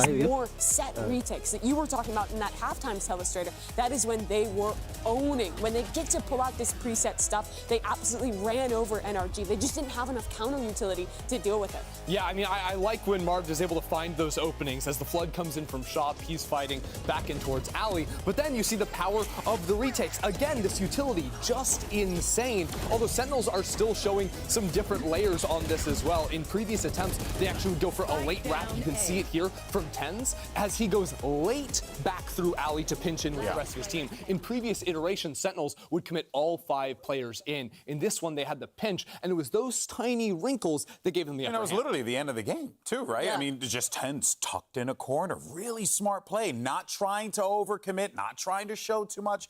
It was just discipline. And don't forget that it was Tens that completely saved the game when he was on top of the box in market, sees over the smoke, mows goes down 3 players. NRG are looking around like, where the hell is this guy? Like, we don't know. And it goes back to that interview as well, where Kaplan's talking about giving a big idea and then the boys coming up with these little adaptations on the micro. I think that really showed here. They were doing the same big ideas of playing into these set retakes, but the small adaptations, positioning a player in a slightly different spot, setting up a bait for 10s. That was what was make or break in such a close game. I couldn't agree more. There's so many pivotal moments in that matchup, and the good news is that it's just a start. So let's go ahead and see where we are right now. If you're just joining us, you missed a whopper of a map on Sunset. It was a fun one without a doubt, but now we move forward, and I think it's the Sent next is what we're going to be getting here. So, and again, are we going to be seeing any, funsies here? Could we potentially get a little Phoenix? I don't think so. Not after what we just saw. I'm a little bit less of a believer. This is also a map where NRG played the tried and true, but this is a map where Demon 1 must step up. He got beaten in the opening kills, and after a pretty good first half, he got trounced in the second half. This is his map. This is a Sent. Jet has to be dominant here. If he's not, it's Sentinels going to Madrid. This is also where the pressure is going to fall back to Ethan. I thought in the first half, the mid-rounding was really excellent back on Sunset from Ethan, but Ascent is where that absolutely matters. We need to see some of that magic in the first 4 maps from this NRG squad, where they're playing the mid-round to perfection, where the flashes to set up Demon 1 to find that success we need to see are on point. Everything needs to be hitting for NRG to take this home. All right, there is your agents. No funsies, pretty much what you would expect. Yeah, I do like the Cypher, actually. I'm a big fan of that. Yeah, I think the Cypher is very good on the map now, ever since the buffs to give him the extra range on those trips. Very powerful, and a better answer into KO, because he doesn't have the range gap that a Killjoy does. He can play away from that KO whenever the ult's on. Yeah, those anti-KO setups are really powerful. But this is the moment where Sentinels can break a streak. The last time they qualified to a Masters or Champions level event was Champs 2021, a completely different team. So much has changed since then, but this organization finally has another chance to make it to a global event. They're only a map away. And if EG lose, 0 players from Championship EG will go to the first international event. Whew, boy, a lot at stake here for Sentinels to get this 2-0. They will certainly need your energy like a spirit bomb, but we'll see if that's going to be the case, because NRG could actually stop them here now and force that map 3. Let's send this over to your casters. It's Doug and Baby Bay. Thank you so much, GB. What a perfect setting to potentially close out this series or extend us over to Split. We talked about the comm changes to the Destin a little bit. I'd love to get your thoughts. The KJ for the Cypher, what do you think? Yeah, just in general, I really like how Sentinels is being comfortable, like changing their Accent. I mean, that just puts a thorn in like any prep that has been done for the likes of NRG or any team that they play against. Like, that unpredictability is so important going into these games, because Sen như là ý tưởng từ Venice của Ý rồi. I mean, that's the difference. We saw it, right? That's the difference in winning a map that goes into OT and not. Mày mới vừa có cái lám rồi. And John is also just so comfortable Lấy cái on chi the canh nữa. Cypher role in general. Why not, right? NRG on the attack. Knife hitting back sight. Lớp rồi ấp lia mấy thằng thằng này à. Lia thằng đứng chỗ này à. Ghê. Rồi lớp thì khó nhìn nghe. Tách nghe. Tí nữa vô tách thử. And that's just going to make for a chaotic attempt. At a retake of 5v5. Crashies is taking a little bit of damage. Ethan has 2. I like this from Crashies, but it looks like Saucy is aware. Those two could be this late B main flank. Yeah, those two are just going to sit side by side while the rest of the fight ensues on B. They're all huddled up. It's so close, and there it is. Ê. Finally, things starting to crumble, but Ethan trying to keep them back. Còn thằng bắt sai. Disposes of them. They know it's just more. Ôi, đen chưa? Oh, that was so close. Lâu cái giật cái đầu mà đéo chết. Ôi. What a start. Nó đen vào. Not having enough.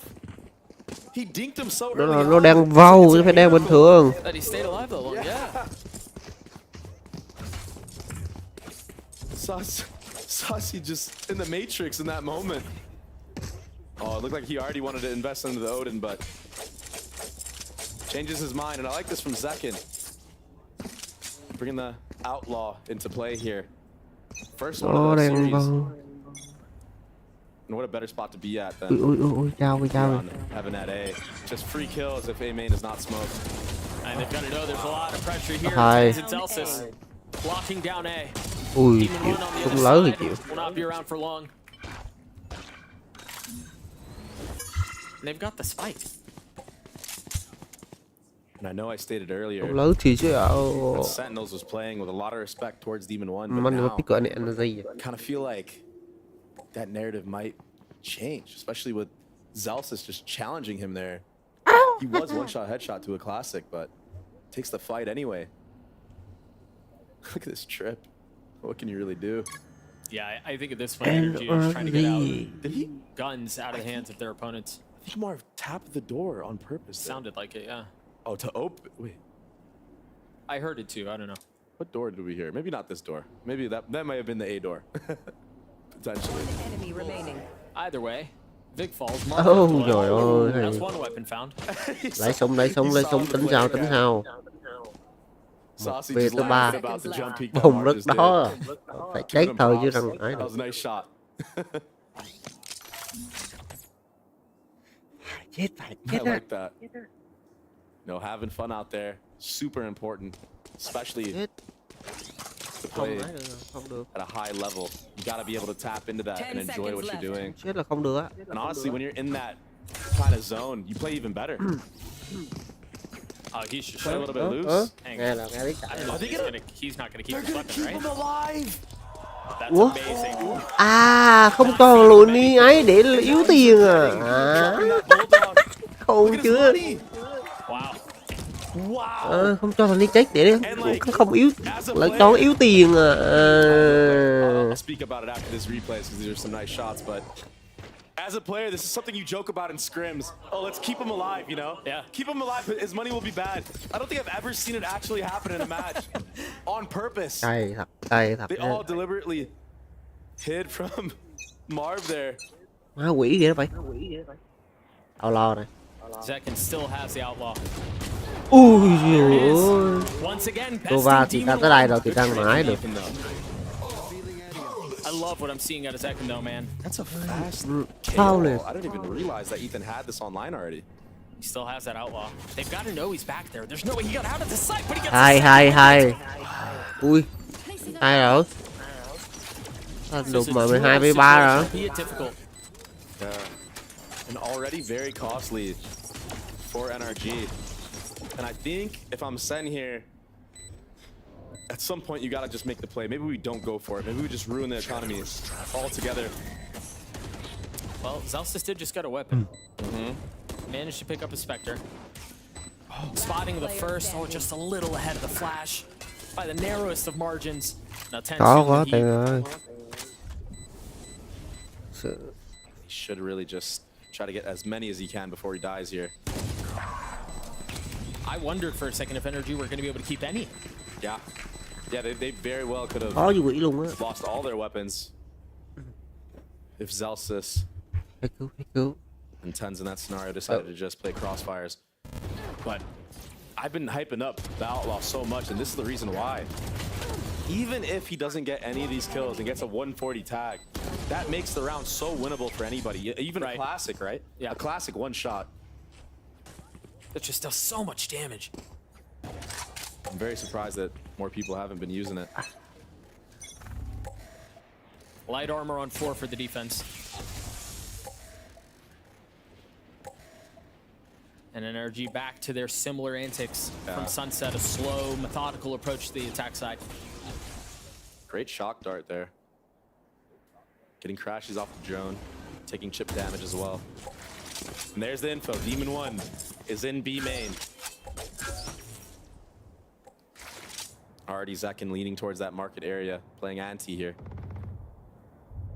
Does he peek off the timing of the Cypher cam? I think he does. I think so too.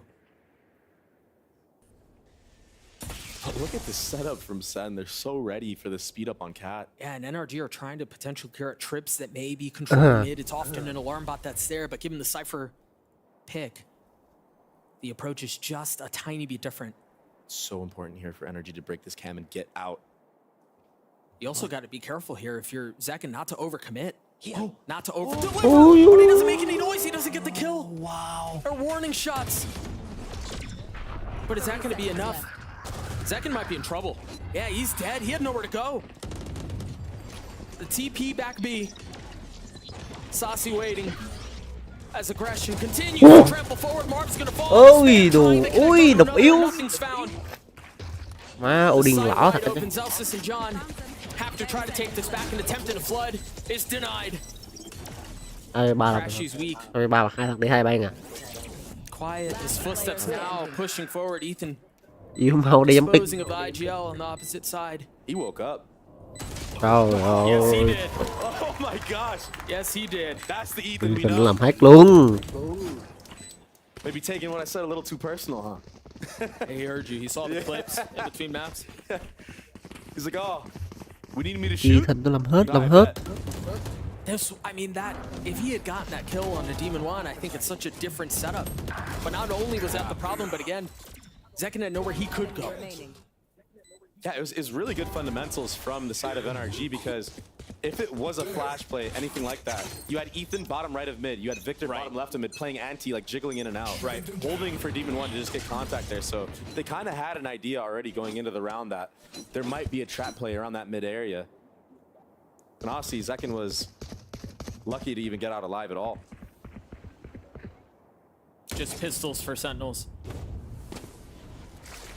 Saucy with his ult. Yeah, and this is just pretty good IGLing from the side of NRG, but Sen reading into it, understanding that NRG has had that B site for free last couple of rounds. I wonder here what they do here if they try to clear out Wine. Is that smoke? That's a really good timing on that smoke. Yeah, they have to clear it, and that's exactly what Demon One does, but the paranoia dissuades for a little bit. Oh my gosh! He jumped into it. He jumped into it. They're trying to get something else with these pistols, but it's just so hard. It's so labored. 1 HP. Oh! And he takes the fight anyway. That's Demon One. 1 HP. That's what the one stands for. Nó yếu tiền. 30 seconds left. Things slow down just a little bit, but NRG have so much room. This is doable for Sen. 13 HP between Demon One and Victor. 2 players at 1 HP. You have a Deagle on the board. Marv, one-shot headshot to a Ghost. This is very, very doable. And they might get spammed with this dart. When does he use it? Does Marv swing off this turret? Oh, so many options. Second guessing himself, but it's perfect. Oh, there's one! The second falls! Vic has 12 HP! Oh my gosh! But he does have a gun. Can he hold him back? Oh. The first falls! Okay. Victor once again trying to do it all on his own. Dancing around Jenny. Saucy. Đéo được à. Time is short. He's playing with him. He's bought so much time. What a play from Victor, the Red Bull clutch. Victor is so cold in these moments where he's just finessing around an object. The last map, it was A site, default. This time it's Jenny on A. His movement is just too good. Ui. But Sentinels Tụi feel mà really pha good sẽ đít cho about vãi đục rồi nó chết. invested. Đéo The kịp. Sova ult, but they had a chance at winning that. That was so close. Cùng. Map này Odin 12 khỏe. HP was the difference maker. Ta mua Odin người ta một thật mua một cái đục đây đục mà cả tím mua luôn. Was just used the blade storm online. Wow. And it's neutered for just a moment. Delayed by the blade. Very, very interesting change of pace from NRG. And I do wonder if they were going to actually commit there, or if the whole plan all along was to fake that A main aggression. But look at how proactive Sentinels are right now. Tyson reclaiming that A main space, going into Wine. That's so much info gathered, but they're not moving on the map, not reading into it. NRG did just enough to keep Sen guessing on this A site. And you know what? That goes into last map's mind games, right? Where NRG would cut noise and still re-hit the same site. That drone should be an indicator, though, that there is a lot of pressure here towards B. You see some of the mind games already. That shock intended to clear the cam. It was there a couple of rounds ago. Yeah. Should be a free B site here. Yeah. Ui. Phải không? Not finding any targets. Vẫn bay vô sẵn. What an interesting trip. Coding mà retake cũng đừng độc xí độc thôi. Second as an op and Odin in the hands of Sasi. Retake từ từ, retake từ từ. Bắt từ tốn, không có gì đấy. Có một thằng ở main chắc chắn là phải có, phải biết, bắt buộc phải biết lên sen. Ôi ơi, ok, 1-1. Zelsis on the trade.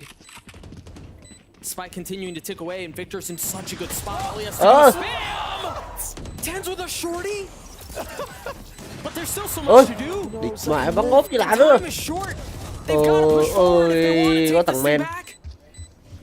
Ethan and Vic left alone. 15 HP. Rồi, góc 16 quá. Ôi, góc 16 quá. Góc nó độc được. And honestly, a couple of shots there from the side of Sentinels, specifically Zekin. I think he had a chance to get 2 or 3 op kills into that round, but just not connecting. And this kill was so insane. That just makes you think maybe, maybe we swap the gun of the op to somebody else so Zekin can run in with the rifle and entry. Sure. With 10s there, because if he would have been right there, he could have gotten that trade maybe. That could have opened up the retake. Small things like that change the outcome of the rounds. And this is a very, very old default that we used to see NRG do, I mean, a couple of years ago during chamber meta, getting marved up on this box. If anybody peeks cat, they're dead. He's holding that line down.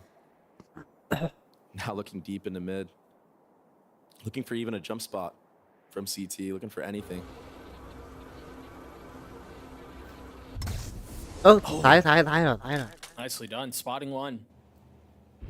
I like this though. There's still so much time in the round though. Thái rồi. Here comes the counter Jones, trying to reclaim the info game in mid. Can Zekin find any value with these blades? It's not set up off of anything. There's not a flash on the other side. This is a duelist on his own. 40 rồi. Knife doesn't connect on anything close B main. So the trips will and should stay up. Zelsis has ult, but he's on the opposite side of the map. Here comes the blender. You're gonna see Sova dart off of contact with these trips and spam coming out. There's a dart. Only spotting one though. Nicely done, but the spam is there. You have to understand. Meanwhile, Zekin with the blades. Mà đánh sao cảm giác vậy? Ôi, chắc là hai đây thì cũng rửa rồi, 3v3. Ê, chết trái. Ui, 2-2-2. Hay. Đùm. Hay chưa? Almost a very scary round for Sentinels. Honestly, hello tiếng gì không? Chào buổi sáng. Good morning. Even the previous round with the knives. Usually you see Demon 1 get 2 DD in that case. But just not stringing multi-kills together. Today it seems is Demon 1 just getting a lot of one and dones, getting traded out very fast. Yeah, it was quiet map 1. Seems to be continuing that here map 2. But the way that NRG set that round up, Doug, was so clean. Cuối tuần anh em dậy sớm thế. Tưởng thứ bảy chủ nhật anh em phải ngủ tới 11 giờ 12 giờ anh em mới dậy. Ui đồ mà Odin độc.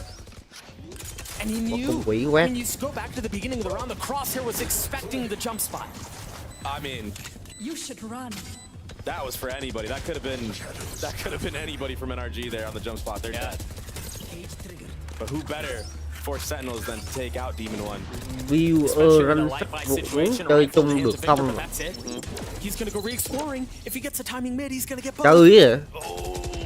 Chơi thì cũng được, nhưng mà hiện tại thì tôi đang chưa muốn nói lắm. Thì đương nhiên rồi. Tôi chơi Valorant thì đương nhiên video tôi nói là Valorant chứ không lẽ nói là game khác. Đang bình luận Valorant.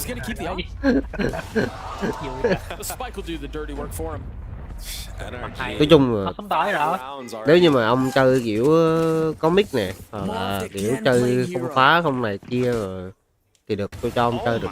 Chứ còn như thằng cu như hôm bữa miếng bua phá vẫn làm bị ban rồi uống vô cái này cái kia, kiểu tôi không thích á. Chỉ cần là được chơi rồi, chứ không cần phải ấy chi ranh trúng chi cho nhiều đó. Thằng ranh vàng cũng bắn với tôi mà, ông mà túi qua ranh vàng là bắn được với tôi làm chi phải có cầm gì mấy cái ranh rồi. Anh em không bắn được ranh, anh em mới ân ranh cũng được. Nên ra cao quá bắn được với tôi, bắn ân ranh cũng được. Miễn anh em đừng ấy là được, em chơi vui vẻ đàng hoàng. Cái gì vui vẻ, đừng chảy trâu, đừng ấy, đừng toxic, đừng ấy kia là được. I think we've only seen like thrifties on the A side from NRG. Something to note maybe for Sen.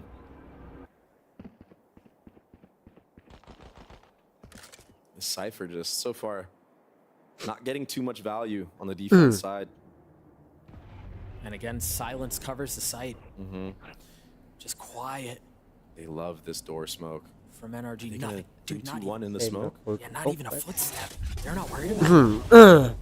As the spike, excuse me, the smoke goes down, the spike pushes forward. The flash. Tao làm sao mày biết mày tốt? Tens is playing in wine, but that's it. John trying to Lấy gì mà chứng minh mày tốt? That's a big ask. Này cái hay nhận bơ. Start to see some spam come through as the defenses of Sentinels crumble once more. I'd be curious to see how NRG play this because there's plenty of time to hunt this op down if they wanted to. Cái đi.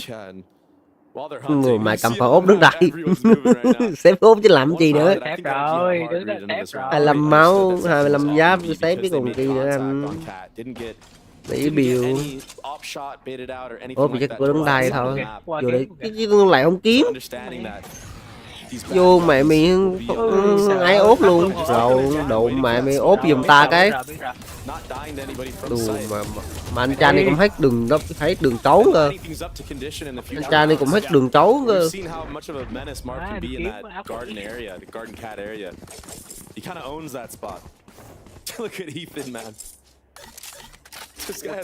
Cha này cũng hết đường trốn cơ. Người City thì có thằng Chiến đứng kia rồi.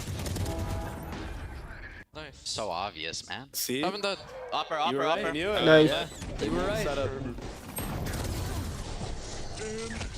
Having a field day right now as NRG, and it looks like Sen will be taking a time out. Very wise to do so because this game is just slipping away. And very quickly too. Nhầm danh thôi. Sai vậy thật. I mean, they have found some success with Zek. Nhớ anh em nhớ, em muốn chơi bắn với streamer thì cứ như tôi nói hồi nãy đó, anh em cảm thấy mình đặt những cái đó thì ấn cử. Còn ranh gì thì không chặn lắm. Ranh gì cũng tìm cách bắn với nhau được. Walked into a stack, but they were aware of what they were doing. They did not want to walk into the op at that time. So just a masterclass right now from NRG on this attack. 6 of this last 7 rounds. I mean, the rounds have come in bunches. Lô hoa phạm. And given some of the tools they have at their disposal, they could pop very quickly. Nay cũng gặp reviewer mới. Something I want to touch on actually is how impressive. Chào bạn nhé, chào buổi sáng nhé. Going off that is popping off can be. With has a second ult. Yeah, with the Hunter's Fury over the top too, man. Like that's a bad day. It just feels like any round you win, this guy already. Để like và đăng ký cho kênh mình nó được phát triển hơn được không ạ? Their economy is already broken and into shambles. Zelsis as a judge, they're managing their money in such a way to where Zekin can continue to get an op. Yeah. There's the challenge. Zekin wise to just show an arm there before he peeks out all the way. Yeah, dancing with death. There's a judge on the other side. And just disposed of. That was such a good bắn quả cảm giác quá. Bắn quả cảm giác quá. It was effortless. It looked so easy. Vô giật mình vất click xuống đầu luôn mà. Đang ngồi mới ghê. Perfectly. And here you go. You get the kill, you cut noise. Again with the smoke on door. I think this is all fake. Well, Just for a second, it looked like. And it was just enough. There's only a second here, and he has to Map go đi huge bọn for em his cũng mạnh team. kìa. Mạnh là trước giờ tạo huấn luyện viên có chiến nhiều chiến thuật ở đây quá. Khó. Map này chỉ có team một đồng đều lắm như kiểu ấy mới được.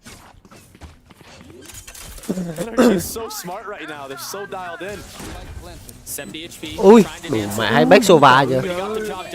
Quả Sova chuyện gì vậy? Now things slow down. A 2v2 as you hear the dart soar across the site. Ethan playing in a position to where he can impact things at the end of the round. Mạnh là Axel với Split này, bọn đây này, NRG. Rồi biết một thằng sau lưng này. Ôi đại lao đó, đẩy vô chung bắn cái thằng kia cho nhanh. Lâu quá, đẩy vô bắn cái thằng kia lâu quá. NRG look like they're taking this map away with them. Dude, they're speedrunning their way to split at this point. And you see the different layers that they have on this map now and why they condition that door smoke. This time opting to fake and go back to the B site, investing the KO as well. And had Ethan not gotten that trade on the 10s who killed Demon 1 there, maybe a faster rotation would come out from the likes of Sen. But they were not able to make it in time. And Zekin just got overwhelmed, like he can't deal with everything, right? Omen ult back sight, right? So was running out to trade with Killjoy. Má, liêu thiết. Quá smoke quanh quay đó. But honestly, I mean, 10s with 2 HP. Yeah. Này thì. Wow. It looked like they were trying to set up Zekin on some really aggressive Odinson. I really like the way NRG just played that map. Chắc tôi nghĩ 9-3 chứ tôi nghĩ tầm đi xem có vẻ hơi bí bách. Nãy giờ chưa tham ao là mua hết. Chưa tham ao là mua hết. Ta nghĩ 9-3 bắt đầu tham ao. Mới ra một đầu đó. Cứ tầm đi mà chỉ có 9-3 thôi chứ còn để có cách gì. Thấy trâu lắm rồi. Trâu một mạch rồi. Just like you said, nobody on this A side. And look at how cautious NRG is still being. Yeah. He's clearing everything out. Still committing the utility. They don't want to get cheesed right now. Yeah, they're playing this round by the book. Man, this is 8-3 rồi. Và 8-3. Đang 8-3 cao lắm. Yeah. This is a disaster half for the side of Sun. Xếp rồi. 3 năm xếp rồi. Qua đâu sao? What adjustments need to be made? Đang bắn rảnh rỗi quá mà, kiểu biết vụ thế rồi, rảnh rỗi quá rồi bên tổ chức cùng mà reply luôn mà. Vụ thế làm được chi nữa, ta bỏ hàng đây làm chi? Xếp tôi bắt được sống này, một sống này. Bầu này bắt đặt bom bây giờ đi nai sống bầu đây. Đừng phải chui vô đây được, trong bắn cực lắm mấy anh ơi. Rất cực luôn. I mean, this is a 3-8, almost a 9-3. Does NRG give them this round? Hết vị. Nó là hết vị. Không, 9-3. Nó cao hơn 9-3. 8-4 thì cũng được, đẹp nhưng mà nó 9-3. I mean, the timeline tells the Gọi whole là story. Sen 1-0 energy, đương nhiên rồi. Sen mà. Nhưng mà bắn cái nhìn cái tỷ số á, bắn hơi cực thôi. Sen bắn cũng ok mà. Trời ơi, sao anh em không tin vào Sen này, anh em nghi ngờ à? Anh em nghi ngờ thực lực của tên dẹt à? Người Việt chúng ta không hề dở mà. Ui, ốp Sentinel offline được đẹp vãi. Tao thích ốp nó vãi. Bắn ok cơ. Mà tao thích cậu ốp vãi hơn. Từ trước con round tao đéo có tiền. Quá cay cả. Lâu rồi. Ta ra biết luôn. Rồi sống kiểu gì? Cái đó là biết, đơn giản là biết thôi. Mà đầu luôn. Odin độc thì mệt lắm. Mà sao móc khó chịu chứ. Đụng mẹ sao móc quỷ vậy, đồ mẹ sao móc muốn gỡ hở là cái đường. quỷ rồi. Giờ móc quỷ. Rồi ơi. Bây giờ map này bắn Odin được nha, nhưng mà kiểu trong giải người ta bắn thì để mà người ta bắn Odin là để kiểu một thằng bắn không, mà để kiểu là để đục cái này kia thôi. Đụng chứ nếu phải giống như mấy anh trai mình gặp Odin một 5 thằng Odin mẹ cục như chó vậy. 5 Odin cứ đứng cứ ngồi, cứ đứng biết cứ đụng mà hai bên cứ cầm Odin ngồi sấy đi.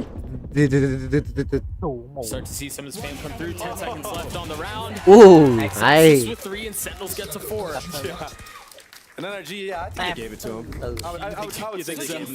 Cũng được, cũng gọi là được đó. Được đấy chứ. I think jokes aside, I think when you think about how well matched up these two teams are, one round really can make all the difference. That's not an insignificant round. Đóng cửa vào da. Most definitely. And it was all based off of what I was talking about, like trying to re-aggro in mid, and they actually caught a timing to punish. Earlier, we spoke with Victor about the legacy of NRG's core, the original NA super team. Take a listen. I think for our core, or our old core, myself, Austin, or Crashies, Marv, then Jet, I think we're kind of used to that perception of us. People have been calling us the best team in North America since like Optic and like late 2021 when we were still known as Envy. Mặt cũng lùi rất giống Việt Nam nhưng thực ra là người I think we're just used to it. And for the other two, Ethan and Demon One, I think they're also used to it. They've been like considered the best team in NA for a little, or EG was considered the best team in NA for like most of last year or most of last season, and they won champs. So I'm sure they're used to it. So as a team, I don't think it bothers us. If anything, it just feels good that people like are slightly scared of us. If anything. Sentinels might be up a map, but they find themselves down on a set. I think it's really interesting to hear Vic talk about the core of NRG. Mấy tí thì bắn vào rằng để cùng bật tím giống như liên minh nhé. Sasisova vs với Krasisova. Tay giật mà đi đường quanh giống Messi với Mbappe, cái quỷ một so sánh ác chứ. Ủa về nghĩ ra mà tay giàn với Điền One mà giống như là Mbappe với Messi à. Quỷ vô mình. Ê, so sánh mà giống như nước díu nước sông. I will say it is on NRG's map pick. Mới gọi là đồng đen. If you're picking a Sent as your map, người Việt gốc cây à. You have to be so confident in your attack because you already know every single team is going to choose defense first because it's the most defensive map in the game right now. Góc mắc góc. But to be that confident, like that's what makes a good Ascent team is that 4 3 2 1 to condition certain things and run away with a lead like this. On a map where 4 rounds is great, you get 8. Like you're feeling great right now. And if you're Sen, on the flip side, you gotta win this pistol.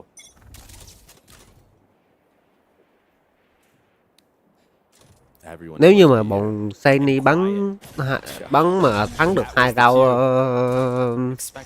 2 rau lục thì người gỡ được khá nhiều đó.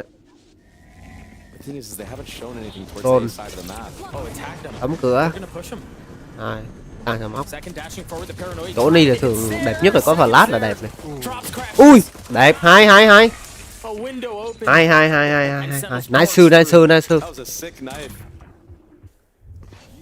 4 điểm thủ và 1-2.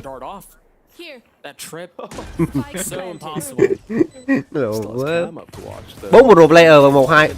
Ui, nép flash thì vẫn bị mù à. Đen chưa? Đục nhưng mà ê mà cái cung đó mà có súng lớn nó thật kỳ cháy rồi đó, đục cháy rồi đó. Ê lùn má đi đường quanh quỷ vãi cà biu em quỷ lùn má mình bắn cái kiểu mãi phích lên cái đầu rồi kia luôn mà. Nhìn click nhanh đúng không, nhưng mà đâu ai nghĩ được thằng đấy bắn sang chậm. Bảo đứa cái cây này tao không biết mùa khác nhưng mà tao thấy mà kiểu xây mà một khi người ta quen rồi mày nhanh chậm chứ không phải là vấn đề mà nhanh chậm người ta click người ta vẫn click kịp, người ta quen rồi người ta click kịp hết, nhanh chậm không phải vấn đề luôn á. Bắn xây chậm như rùa mà click nhanh không. Ê Only hit one though. Quá sắp đạt. But Zels is sitting at 4 HP. They do not like what they're seeing, but I like this from Sen. They're thinking of the comeback. They're thinking of the long con. Trying to farm up this KO ult already. Thua cái rào rồi mẹ hơi chán ngày say. Nhưng mà thằng quá yếu đó. Relic. Relic đang yếu rồi. Dính quả sắp đạt đó. Đau vậy. That'd be crazy. Ấy là dính quả sắp đạt ấy. 65% máu giờ còn 4 máu rồi. Yeah, exactly. And when you're losing like this, like any round Tao nghĩ Eco đó. but every round that you can get. Toàn ở Classic với lại God không mà. Tao nghĩ là kiểu đéo gì cũng phải chết tao. Trời ơi, anh chớ rồi. Anh chớ ha, mắc lúng cái đó luôn, mắc luôn cho mình Guardian luôn. Quỷ chớ. Ê! Ui, trời ơi, quét thế mà không bắn thằng Ngô Hà. Trời ơi, ui, mẹ bom rớt quỷ đó. Lô vô độ về đất cái bom xong đóng luôn cái cửa độ về quỷ đó trời. Mày quả bom rớt quỷ nữa. Rồi quả bom rớt đúng quỷ luôn rồi mày không biết cứu gì luôn. Lùn cầm bom nữa. Ủa răng lùn cầm bom lại chui vô đó nhờ. Không đi chung vô chợ hết nhưng mà hắn mình biết đầu tiên á. Nhưng ý là đã vô tới đó ra không vô trong sai mà tự nhiên bay lên chợ làm trí. Nè đồ mẹ có môn tâm minh ác chứ. Tự nhiên ông lồn môn độc cửa nữa, nếu mà gặp ta đừng độc cửa đi im đó.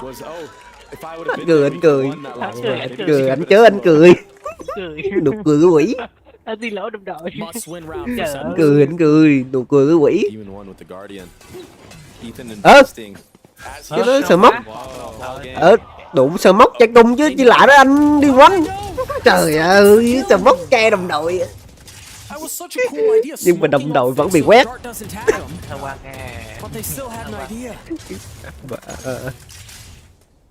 Sờ móc che đồng đội nhưng đồng đội vẫn bị cháy. Cũng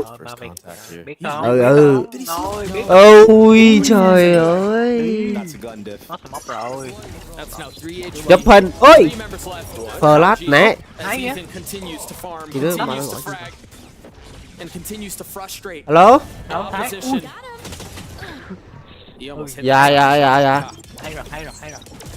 Ethan and Crash, he's left alone. He's gonna find a timing, gets another. Fortunately, disaster averted as Zelsis cleans him up. But now Crash is left alone. He's got full util. He's got plenty of health.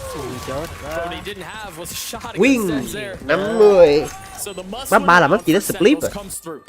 Tao là thích hai team đi bắn map Breezy cơ. Tao để hiểu rằng map Breezy tại bắn đấy. Split thì bộ cảm giác nghiêng vì cho bọn NRG nhiều quá bọn NRG bắn. Thay bắn split một bữa cũng tin.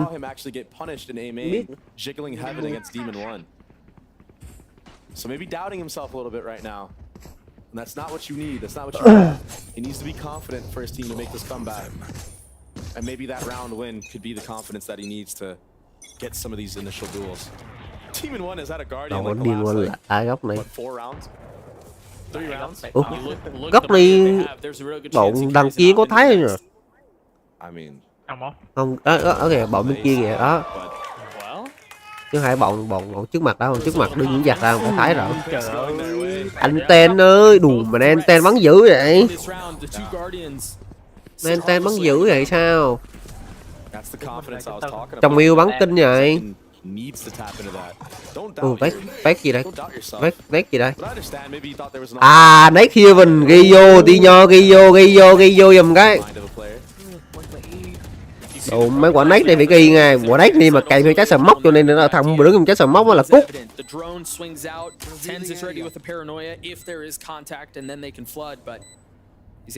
Lên đây đứng thì đẹp rồi. carry it into the attempted retake if there is one. Hai cái súng yếu à, súng yếu thì ông đi không bắn chớ thì hai bên Đức có cơ hội. Tiếp sau. Lấy súng thôi. Ai chồng ông? Mẹ mày cái thằng này, mày cũng vừa vừa thôi, mày Peric rồi mà mày còn mày nhận mẹ sen một tên dẹt chồng nữa, mẹ vừa vừa à. Người ta pháp luật người ta có chính sách là quy định một vợ một chồng, mẹ mày lăn lòn hả?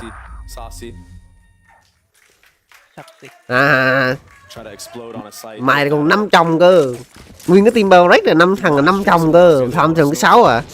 Không được đấy, sống mình tham lam là có ngày á. Thôi vừa mới ly dị nữa. Ly dị thì giờ vô mua cái Sentinel đấy, mua Classic Sentinel đấy. Anh đéo được đi phân chống rượu với anh cay. Bị phân không bị phân được.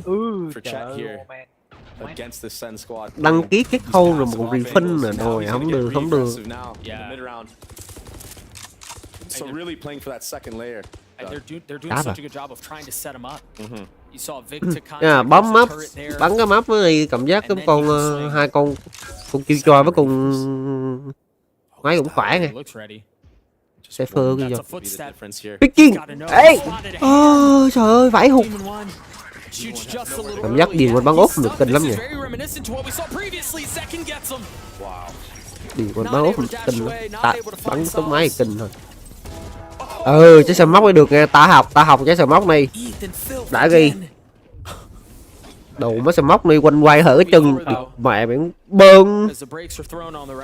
Đó, xem giải là mình sẽ được biết những sờ móc như răng nó rồi dùng đồ như răng là hợp lý.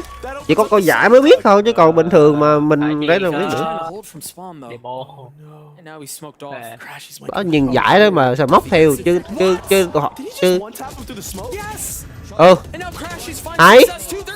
Ủa chứ thì mình chàng này đồ mình ra đi quắc như gì đấy, quắc đấy à? Tôi quất kiên đát luôn. Ôi không được anh. Không 16 khó quá, 16 4 rào. Khó không biết ái kiểu gì nữa. Không biết phải ái kiểu gì nữa.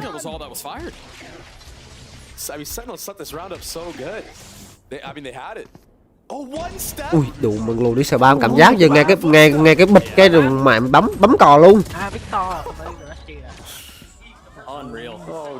Cảm giác quỷ vậy. Nghe đồ mà ái phát còn là tham màu. Ông luôn chỉ bán 32. Cypher map Cypher bắn xây trong hơi yếu. Phải là vô tay một cái thằng mà kiểu có khả năng đi lứt á thì mấy con Sentinel này mới khỏe, chứ còn mấy thằng mà kiểu không có khả năng đi lứt mà chỉ bắn cái role Sentinel thì theo dạng là đi theo team thì không khỏe được. Nhưng mà bắn giải rất khó lắm, đụng mà cháp chiết rồi để tùm lum rồi không có cháp rồi không có người kê này kia. Ôi trời ơi má mày ổ màn nhạn những cái bà á, cái dây giờ mà nhìn những cái màn nhạn của cái động bằng tơ thiệt cái bà đứa ta ở nhà ta đang cái chỗ ta ngồi lúc ta giờ đi chiếc lý chắc không dài hết quá dây giờ mà mày chống mệt quá. Bây giờ không dai một phần thôi. Mình chưa biết tới lúc vệ sinh mà đụng mà cấm nhầm dây đụng mà quỷ luôn. Hôm bữa là... mới hiểu dai thì cấm được dai không vào, nhưng mà hôm bữa là cấm nhầm cái dây bill vậy đó, hết buồn cười vậy. Nhiều quá. Everything showing towards A right now. A main control. Bottom mid smoke comes out with the mid dart. The drone B main also clearing out. tại mới một máy thôi. Sau đây ví dụ mình nhìn cho mấy cái phòng chim như ông Độ nữa, một cái máy tính 3 cái màn hình xong là một đống nhiều thiết bị, từ đó mới dai là thôi luôn á, chúa luôn. Mẹ không nhầm là không được luôn á. And that's why they're stacked up here. You're absolutely right. Look at all the pings on the map. Yeah, the hit's gonna come through, but we've seen Marv here before, Doug. Hello. Second dashing forward. Blade still in play. Chào. Oh, he's flash, tries to land the shot. Ơi. He's gone hunting, not able to connect on the right click. Còn chết. Marv falls though. Ui, lộn nhảy đóng cửa à, hai này. Able to upgrade a little bit. And he's trying to land the shots onto the up, and he does. Hết bị bạn là hết bị gì? It's all on to Victor now. Viết tiếng Việt còn sai chính tả. Cay thật. It was decisive in the face of the rotations, in the face of the fact that NRG had a heavy presence here. They find success, they find space. And once again, the thoughts and the possibilities of a comeback are flirted Thấy bị with. ban à? Ban lại. Not making it easy for NRG. And I've got to stress, Cảm ơn vì đã nhắc nhở. it's an important one, but there's still so much that has to go their way, especially on the attack side of Ascent. Yeah. And Victor's getting close to this KJ ult as well. Sẽ bố Should à? be able to keep the op into the next. Crowd's going crazy right now. No, there's just one guy. Chơi được rồi. Ai cho chơi mà chơi được rồi.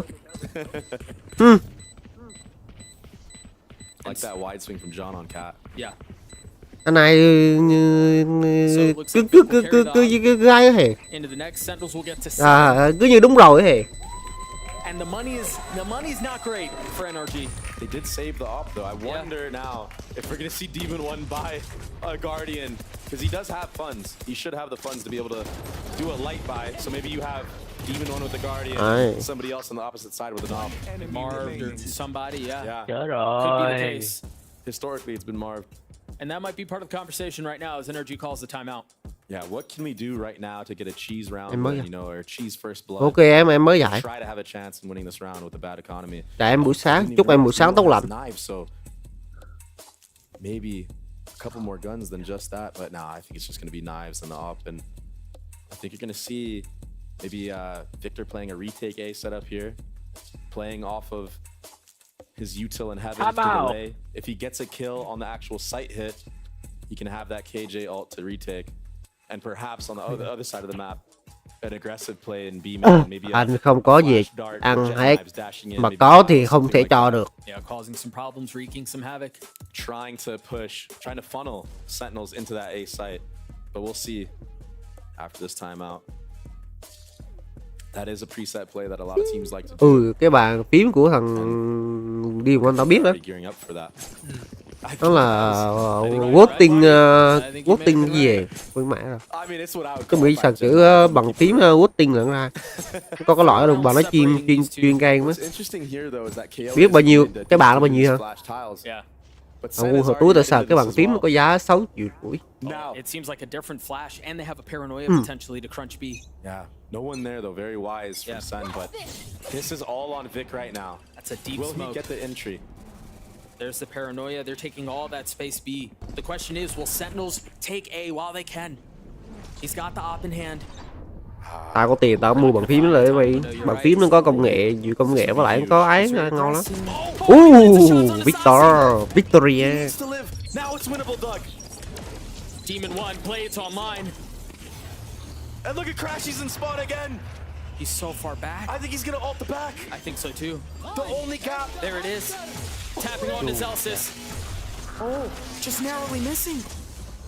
And all it repositions. Three players in the team. Cái nó đơn giản mà họ bị giái thôi. Pushing forward. Hai. Một dao, ba dao.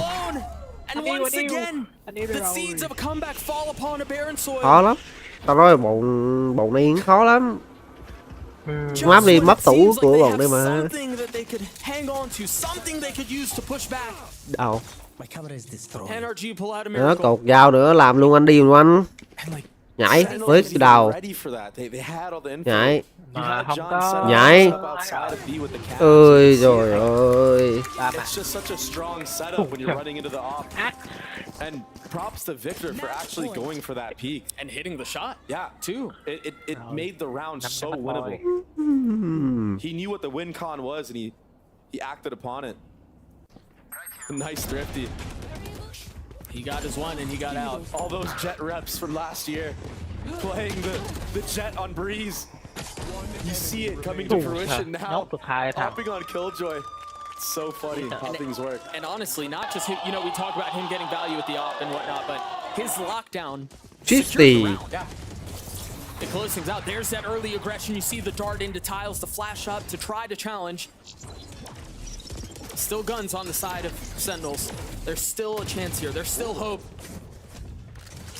So you see Sentinels poking and prodding, trying to find a fight. Demon One's on the other side. He gets the best of Zekin, but can Sentinels punch back? They're gonna get the sight. Zelsis has ult. Does he invest? I mean, I kind of almost want him to keep it for any hopes of a comeback, but you got to do what you got to do to win the round. Yeah. Dart flash.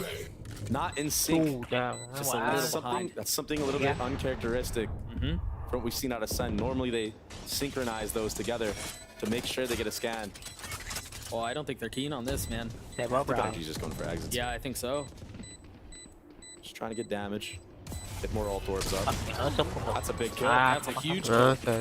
He's got plenty of money. And they don't opt to grab it. The op. And that was a fast round from Sen. 18, 12. Kind of sending Zekin up mid and Cat to just be a lone warrior while the rest of the players hit B. Just a distraction. Oh, and also putting the game in your duelist hands. Go get a pick, go find a kill. Yeah. And so again, Sentinels continue to push the possibility of a comeback, and my concern though is, I mean, there's really no room for mistake anymore. It's got to be perfect from here on out. You have to find the right reads. You have to get the max value out of this KO ult. This is where I think John really will come into his own. Calling has to be perfect. I like this. Smoke bottom mid, knife A main. All signs leading towards A again. Oh, Last well. time they did stuff like this, they actually committed. But Ethan looks like he's ahead of this. The drone tagged one. Now they're contacting him. They've got to go fast here. KJ's on the other side, so they're still going to be able to pop these mollies. Holy smokes. They wait out the mollies, they take the space. Where's the challenge? Where's the re-aggress? Oh my gosh. Odin! Lol mà. Oh my gosh. Or at least Ui, nãy kịp. Người còn cái. Lầu đi ra xong rút xong rút dao đi. Spike still not planted. Can they find the space? Time now becomes a factor. Tag them up. Just barely. Cover. The two implants, the two new additions to this squad, with an opportunity to take us to split. Oh, that dagger. If they can drop tens and Zelsis right now. Ethan creeping forward. The first one falls. Zelsis having to clutch, and he cannot. Split on the cards as we're going the distance. What was a blunder from Second? Quick switching his gun before he peeked. Maybe a misclick or something. Potentially. Cái map này chẳng qua bọn đi hắn ấy mà. Bọn đi cái trùm map này rồi chịu á. Into the heads of Sentinels in the moment. A lot of micro mistakes were made. GG. Man, given the stakes, given what's up for grabs, for things to settle on split, I wouldn't have it any other way. Yeah, NRG historically pretty good at split, and Sentinels this year has been absolutely dominant on the map. Đùm vào cái flick này ạ. Quỷ à. Má chết trong nó lỗ đục cái series vô mồm luôn mà. Ultimately the problem was Sentinels just kind of ran out of gas at the end. They continued to push the possibility of a comeback, but the runway was just too short. Yeah, adaptations made a little bit too late. Split on the other side of this break. We will see you guys in just a few moments. We'll be right back.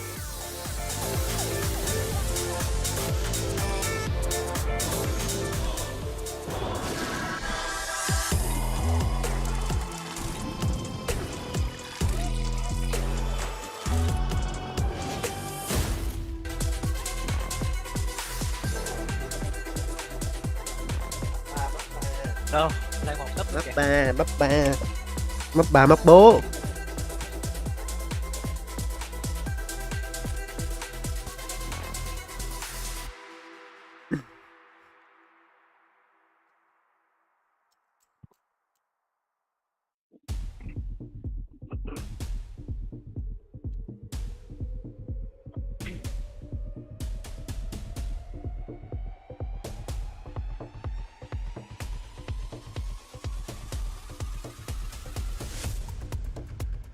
Má, sẽ map thiệt.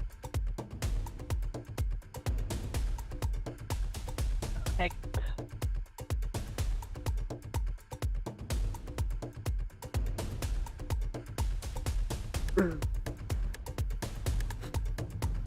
Cái thằng mua sẽ map kìa mấy. Map bằng VR đi.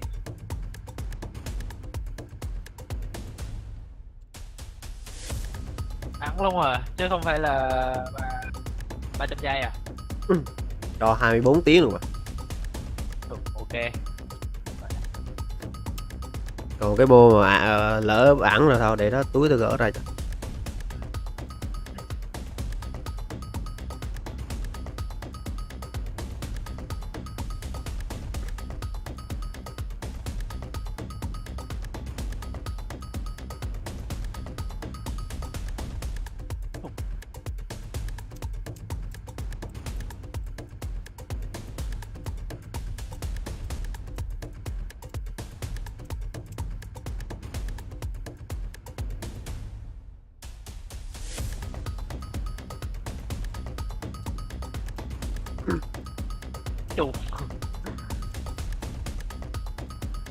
Rảnh mà, cuối tuần rảnh mà. Chọc chỗ can nóng đi, tụi bay khùng đi. Cứ nói chung là cho 3 lần 24, cho 3 lần 24 tiếng, nói chung quá 3 lần 24 tiếng ban luôn minh viễn luôn. Đây là phát của cô dễ gì nữa. Dễ rồi nhanh. YouTube cũng phá và trong game cũng phá luôn. Lâu được bao nhiêu nick tao cũng ban thấy nữa á. Rảnh mà.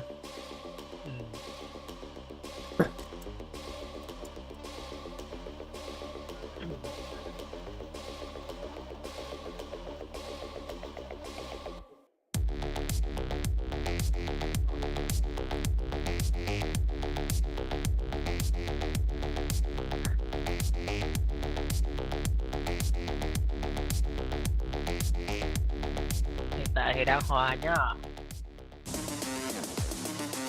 A small structure keeping them apart. Victor with 2 on the round. The swing on the classic. That's 3 for Victor. Hustling around. And yeah, he's just dropping into his. Giờ mất 3 nha. Getting out of the group was harder. Talking about like the pressure that we felt. So I think we did everything that we could possibly done to be here right now. So we just need to enjoy the moment. 10 like. They need to enjoy the moment and focus on the task at hand, which is qualifying for Madrid. And for NRG, they have managed to keep themselves alive in this competition. And I would even go as far as to say in comfortable fashion. That was a 13-8 closeout from NRG. Couldn't have asked for a better way to respond after what was a very intense OT matchup. Yeah, that first half for NRG was absolute perfection. The mid-rounding out of Ethan was great, and Ethan was just unbelievable. It's unfathomable how good this guy is. He just takes over games. Ui, đừng mê nữa, đừng nghiện nữa. Túi không cho thì để nghỉ ngơi đi. Ủa. The guy was absolutely on form. All throughout the last game, we were talking about, oh, it's the 10 Celsius show. They're taking over, right? And then all of a sudden, Ethan is like, thôi đi bạn, mình đâu phải game thủ chuyên nghiệp đâu, ngày đéo mà cũng luyện hay. 333 ACS 3.0 KD. That's just a big numbers for a reason. This guy is Dính là dở rồi, dính là dở rồi. on those post plants in the first half. He was so impressive. Sentinels won 1 out of 9 trying to make it back. Được rồi, trung bình thì bắn chừng nữa kêu thôi chứ cái nữa. To get into a site, and they had really great synergy when they were in those positions. You just pick Sentinels apart. But you can talk all day about that. But I feel like what really mattered is that Ethan, you want to call it a life game, but this guy will just he just delivers maps like that. I do feel like that's just like a day in the life of him. He's so effective. You roll the dice. Sometimes he just hits a nat 20 and he goes crazy. That was a joke for you. Thank you so much. I do appreciate that. One day we'll get you. That being said, though, on the NRG camp, I think we were really paying attention to Demon One because it's Demon One. We got to see what impact he has, and it's actually been quite fascinating. And it feels like giống như MC chính cái Valorant này giải một thấy con mặt. But also Demon One really went went online at the tail end of Ascent, and it really did started to feel like this team was finding. Đó thấy chưa, anh có bộ rau này, tao biểu anh dùng bộ rau đi, một bên hồng, bên hái đi. I honestly think like Demon One is not living up to like his full potential. I think that's just like fair to say. He was not dominant on Ascent. He was not dominant on Sunset either, and that's why you need a guy like Ethan absolutely stepping up, because there were a lot of moments where Demon One, especially on attack, was like the first one in. There was a flash coming from the other side. Sentinels were fighting off of it well, and Demon One was falling. But even with Demon One falling early on, Ethan was stepping up, and that's what is so ridiculous about Ethan's performance. Mắt nó được kẻ màu đen đúng không? Chứ phải bị thâm đúng không? Was playing like two people, like he was taking everyone on from Sentinels. Yeah, and it close like this. It's very rare that you see the team with the Jet who's kind of having a mediocre, fine performance, especially on a map like Ascent to take it home. But that does really put in context how impressive NRG winning this one is. But still, looking ahead to Split, I think it's going to be absolutely pivotal for Demon One to turn it around and have a Demon One map, because I think Sentinels look a lot better on Split. It's their most played map this event already. I would say that if Demon One shows up, I have very high faith in NRG, but also Ui, ngu tiếng Anh ai có thể dịch lại cho tôi không? Không, ở đây ai cũng ngu như nhau hết nha. Champion 2023. Cái gì đấy? Master Tokyo. Nhìn đó gì? Đi được phi là ở nhà à? Nếu được tham dự à? Cái địch cài thế nhỉ? Master Reykjavik này top 1 này, ai à? Nhưng mà bọn kia là bọn NRG Master Reykjavik 2022 lại vô địch. Cái tiền thăng bọn NRG đi hình như là Optic Gaming á. Tiền thăng là Optic Gaming. In this organization, it would be Tens returning after so long, which would just be incredible to see, especially Sasi back on the internet. I mean, even second back, we haven't seen second back. I mean, really, you know, it's exciting, but it's also, you know, for NRG. Big Bam ông đó là mấy thành viên cũ thôi, hắn lập cái team mới đó chứ không phải là ai đâu. Big Bam là giải thể nữa. And here they are contending for that spot, and they are in a very strong spot to potentially prove those doubters wrong. Yeah, I mean, when you sign two champions, căn bản kiểu Valorant mình đang tổ chức mấy cái giải cộng đồng, đây là giải bắn kiểu giống như liên minh á, là bắn cái tổ chức VCSB rồi á, tổ chức mấy cái giải B dành cho mấy con nét rồi á, tại vì ở đó mới nhiều tài năng bái được chứ còn.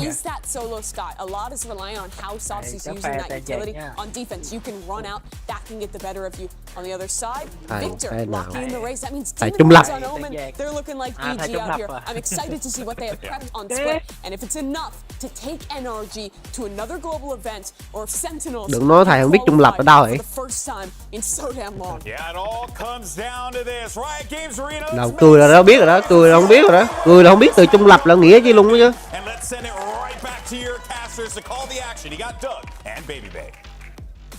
Thank you, GB. All bangers must end on Split, and this is mẹ quả banner Jin một mình chúng màu đen đen cái sợ thế à. I think this is Demon One's debut on Omen. Yeah, it is.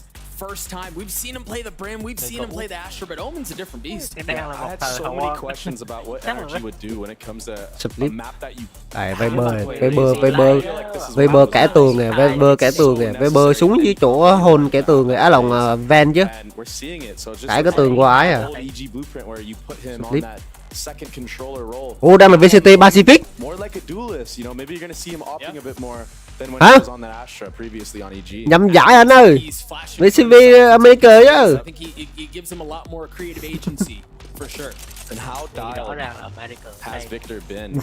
Mà anh để cái banner nãy bên trái là Pacific vậy. Hoặc là đại chở chí giải thì mình cũng chung một ngày hết mà. Ui trời ơi, ăn 200 lát còn 29 máu luôn. Đáng chưa. Ủa chạy nữa hồi máu tới rồi. Tới nè. Ui đi mình qua chỉ cho smoker làm cho mình đó là 2 mồm. Kim là biết ngay. Second gets the spam kill on Ethan. Vic's pushing heaven. Tags John. Applies pressure. Now they have to respond and they have to deal with him. Ui, độc đâu? Nhưng mà độc bắn ra để What is this fight? Ai còn ai đó, còn đi mình qua mà. Quỷ ơi, quỷ hay móc máu làm gì được.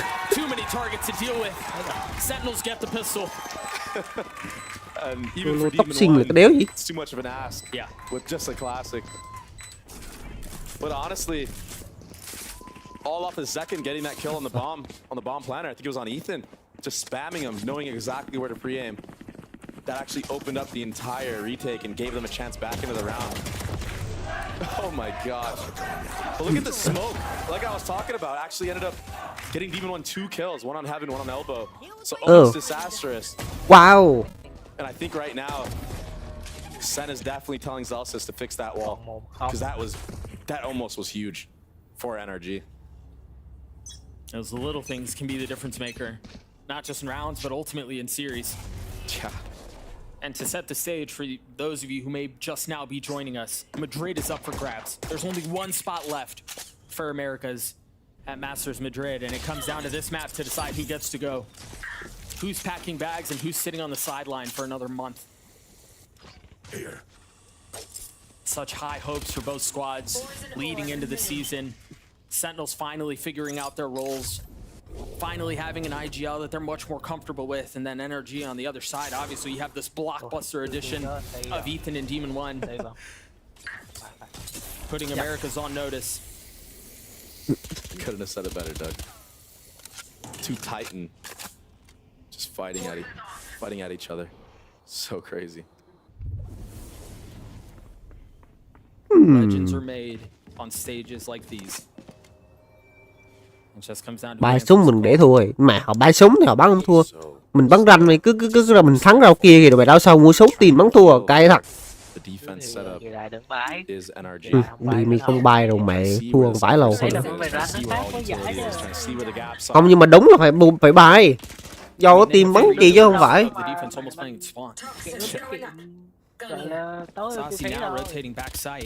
Không, ví dụ biết được rồi sau mình bay mình thua thì thôi không bay rồi, nhưng mà không biết phải bay. Vô rồi, nghe tiếng nhảy rồi đúng không? Có ngay gần không?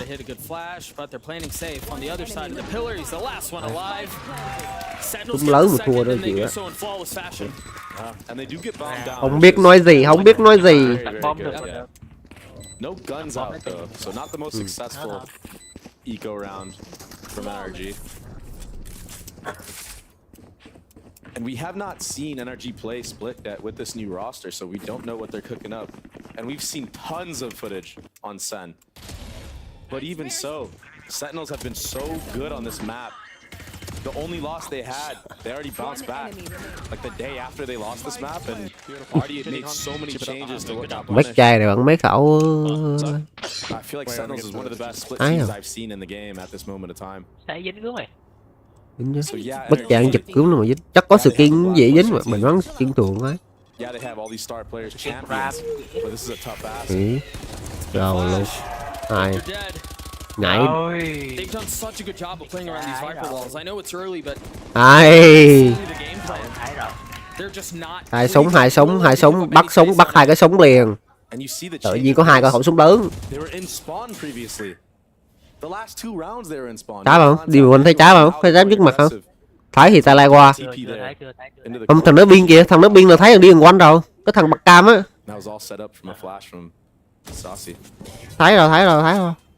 Thấy rồi, nhìn cam thấy lên binh rồi, nó thấy binh cái rồi. Dập. Móc. Dập một cái là đi ta la vô. Mày tao tưởng ta la vô cái cháp chứ, cái tình mẹ. Ta la vô cái cháp thì bú đẫm luôn á chứ. Mù. Má anh Tiền áp thiệt, Tiền bắn còn ôm mang 3 map luôn.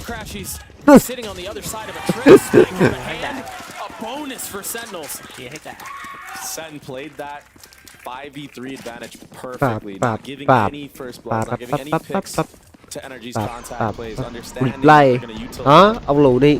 Mẹ cái chỗ này thằng đứa nó mi. Ví dụ như mà con Ray á mà bay lên tí nữa thì cũng đỡ phải ái. Cũng bay tới khúc nữa là phải tích. Phải tích hai chỗ hai bên. peeking off of it, having crossfires on top of all that.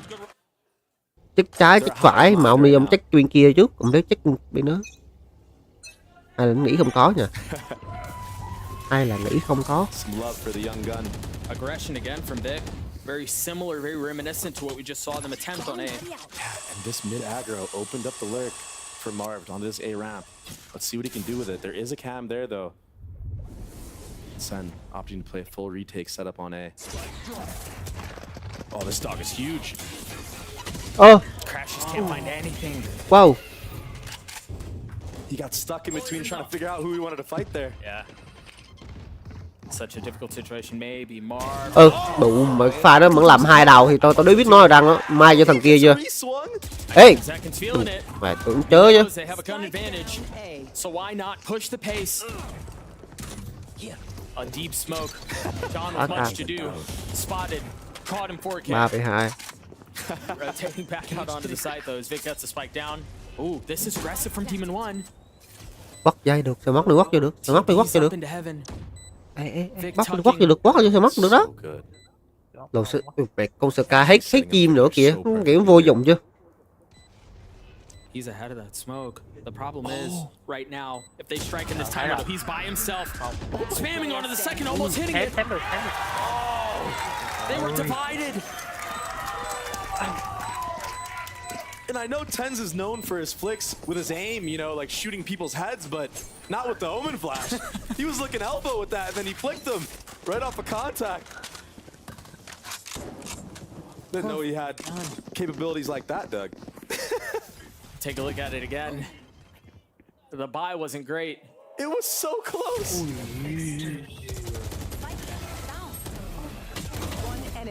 You see the paranoia and Tens on the swing. That 1v1 is so important. Yeah.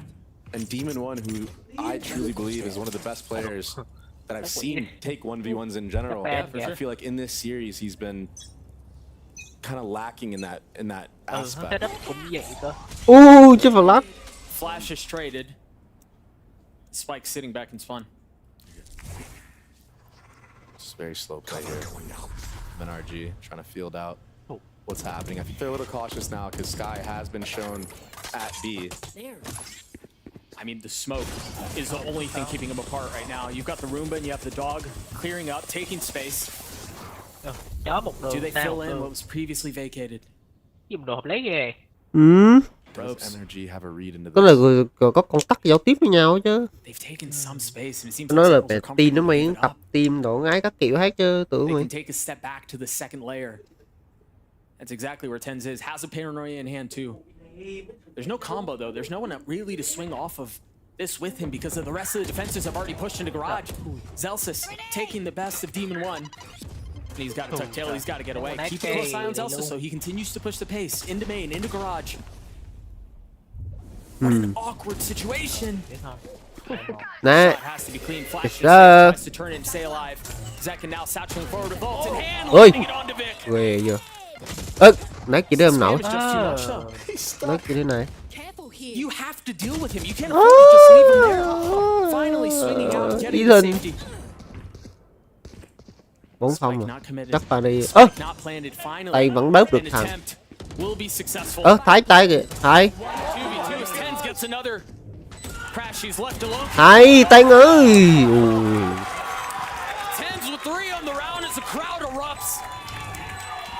I thought NRG almost played that near perfect. Yeah, they knew Zelsis was stuck there, but they had somebody holding him the entire time. And that opened up the picks onto other players trying to rotate in for NRG, but Tens. I heard somebody in the crowd say Tens is not overrated. He's not. Có lẽ cặp trận đi tên một thằng kiểu ổn định á. Nếu có mà MVP chắc cũng được á, nếu anh thắng được. Ổn định tốt. Tới lần tỏa sáng những lúc cần á. Xử lý không tốt. Màu chứ 5-0 rồi, mẹ tham. Trâu rồi. Mấy này là trâu rồi. Đường đến mà Rick hơi xa rồi. Nói chung Sentinel đây cũng được, tại vì lâu rồi chưa thấy Sentinel ra một cái giải quốc tế mà nó hay. Lâu lắm rồi. Từ cái hồi Master mùa 1 đến trừ rồi chứ mà là 2021 đến trừ mới thấy Sentinel qua lại đấu trường quốc tế chứ. Đâu mà mấy ảnh làm content với mấy ảnh đồ mà thay nhân sự, thay tùm lum thằng rồi thay biết bao nhiêu cái layup rồi thay biết bao nhiêu thằng huấn luyện viên.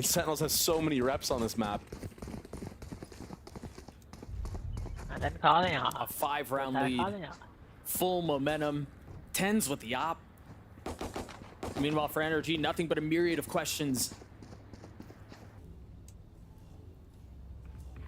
It looks like they are leaning towards this B side of the map, trying to maybe get this raise rocket in this area because of all the corners and cover that he can have. Here's that Sky again in B main, but this time it's all feint. The setup is retake on B now. But NRG checked it. They have all the info.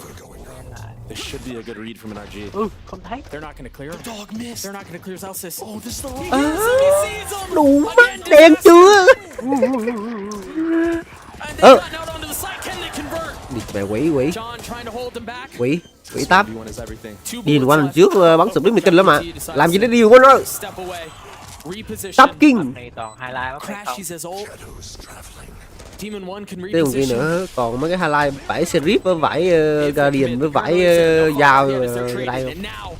Ui, Còn highlight không? Em một cái tâm kia tâm xé gồ à. Hello. Ốp, what the fuck?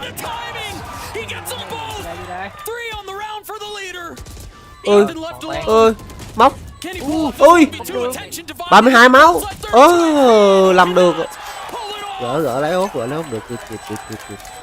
IGL versus IGL. And he has time. 1 second left. Oh my gosh, all off of this kill. Great awareness. Ui con chó, nếu tích mi, nếu tích ra lùi nước lùi kia đéo biết. And John, he's so smart to wait out that smoke and not jump the gun too early. That's what sets up the entire round. And honestly, to go to step back, remember he was wise enough to take a step back from the fight with Demon One. He understood. Yeah, he understood. Forget it. I don't need to win this fight. I'm going to provide more value later on. That's a leader's play. And you saw it the entire time. Ethan was worried. Khi nào tao nói kiểu đéo gì lại Facebook mà mấy người đứng kia Sen đã đi. Nhưng mà ta cảm giác thể thao ấy, mấy cái đội màu đỏ lúc muốn cũng được kiểu nhiều đồng fan đó hề. Mồm nữa hết. Từ bóng đá cho tới eSports. Liên minh thì có T1, CSGO, có Astralis. Cứ đầu mua mà lấy cái màu đỏ thôi. Sau này mình làm có tiền làm lập team eSports làm sẽ team lập thì làm mà có team nó màu đỏ. Đồ đỏ nhiều fan mấy thấy MU, bóng đá có MU nhiều fan. Liên minh có team 1, CSGO có Astralis. Valorant có Sentinel. Cứ màu đỏ thôi. Rồi luôn. Đủ má, thanh tôm chín chưa? Bóng đá có mù, đúng rồi, bóng đá có mù. Dùng môn thể thao mua mà có đầu là thấy mấy cái đầu đỏ lúc cũng má hết.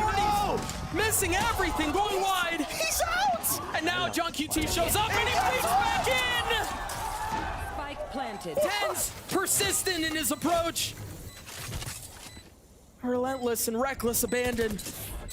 Biết không? As he reaggresses and repeaks. Oh my gosh. Now with the shorty. Muốn kinh tiên không?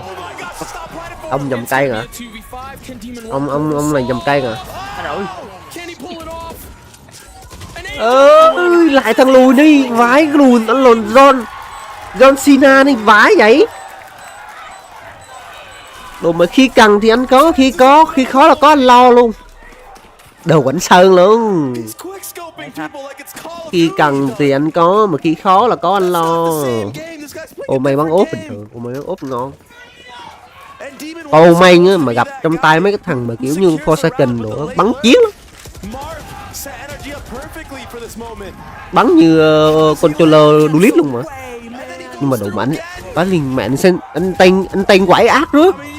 Đùm bắn cô may nhảy xung ta la đùm mà xong ra vải ốp cháy nữa. Đùm mà đúng thiệt. Múa dẻo dở, múa ngay cái chỗ City đó dẻo. Ông điệp viên NRG không biết nói gì luôn. Người Ấn Độ lúc khó khăn họ thì thường làm gì vậy? Ê, nhảy, ui. Mày táp trên đường bay luôn rồi. Mua cái điện không giáp luôn mà. I mean, Dre, this has got to feel like quicksand, no? Mình chắc mấy hôm trước cho Window Maker nay cho Operator. Ủa hai cái từ nó hai cái thì có liên quan gì với nhau? Window Maker là tướng, còn Operator là vũ khí. Tiện liên quan gì với nhau đâu? Ê, anh đấm bạc chi ghê đó anh. Anh 50, anh chơi 50 chứ dữ đó anh. Bắt mặt vô ném lá thôi. Chắc lại. Nó bắn tỉa. Windows nó bắn tỉa. Ở Windows thì nó bắn tỉa nhưng mà ốp thì đâu phải là ấy đâu. Ốp. Cái ông nó là vị tướng. Còn cái đây là vũ khí. Còn tướng ở trong Overwatch á.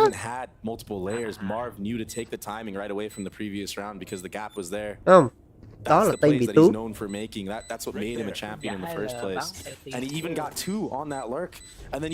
Cái đó thì không biết, tướng tủ không biết. Tôi không xem tên chơi Overwatch không biết.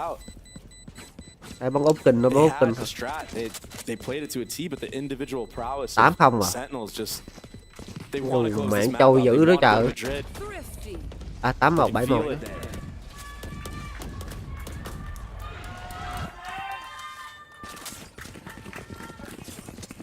And now NRG needs to string some rounds together off of that thrifty.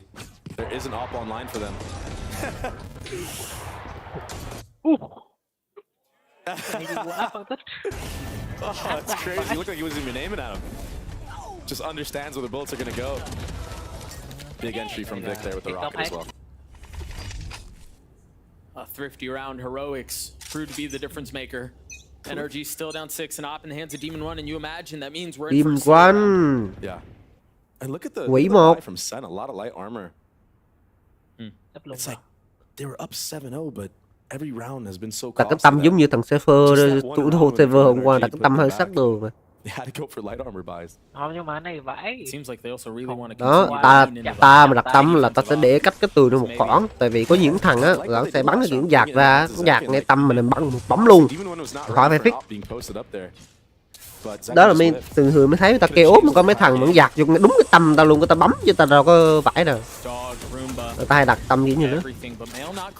Cái thằng hay dạt nhanh rồi là dính cái tâm đó. Cút.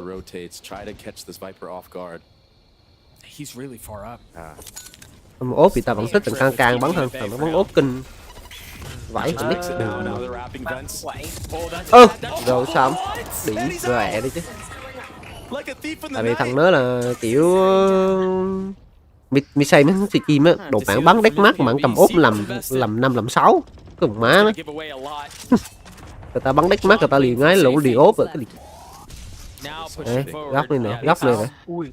Ôi rồi ơi, rất là lộ cái tay vậy đó, tát vô cái đầu được. Đang xem cho mình xin một like mọi người ơi. Video và kênh lên đề xuất cũng như ai quý mình ủng hộ mình một lượt đăng ký cho mọi người rất là nhiều. Đầu ốp phục.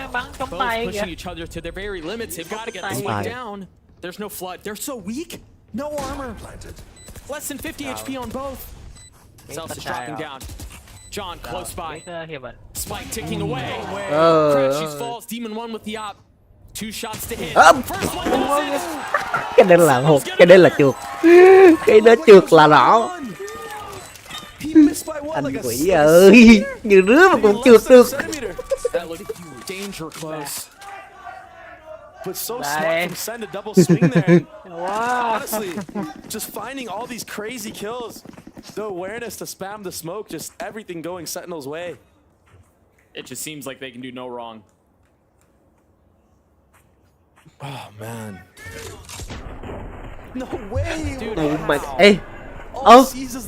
Thằng nó rùa. Thề rùa luôn. Thằng lùi ở dưới cái vai nó bắn rùa mày, bắn với đục cái chỗ nó mà dính cái đầu lầu kia rùa. Còn ế bí. Game Game beta, đồ phải tâm ngay người bắn khục. Đồ phải đúng game beta mấy đứa. Đúng game beta không? Đồ phải tâm ngay người là bắn khục. Tâm ngay người rồi đó. Bóng cò hụt. Đúng game nhá liên quân.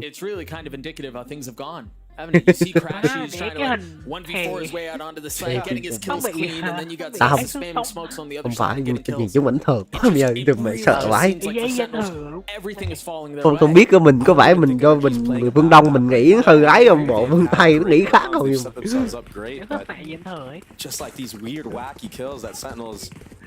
Tế ảnh sợ thật. Mà nãy ảnh làm 2 pha đồ mà cứu team vãi. Đi móc anh đi đâu. Đó con Cypher bắn con Sentinel phải rứa chứ. On top of the fundamentals that Kaplan has introduced in this team, Damn. coaching staff. John, he was quiet last map. This is just a playground for him. Cover going out. So many different setups. Now he's backside at B. How do you read into this? Put the up down. Gì đó? Bắn nhảy gì đó? Son. I mean, NRG already moving away from the Cypher site, not trying to walk their way into John's crosshairs, who's been having a heater of a game.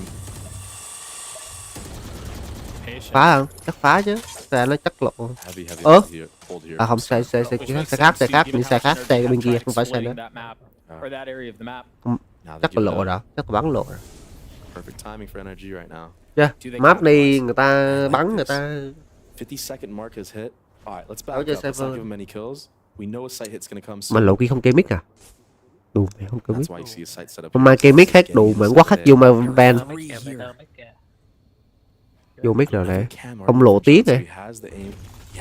Nghe nữa, nghe tiếng bịch rồi. Thằng tay nghe tiếng bịch rồi.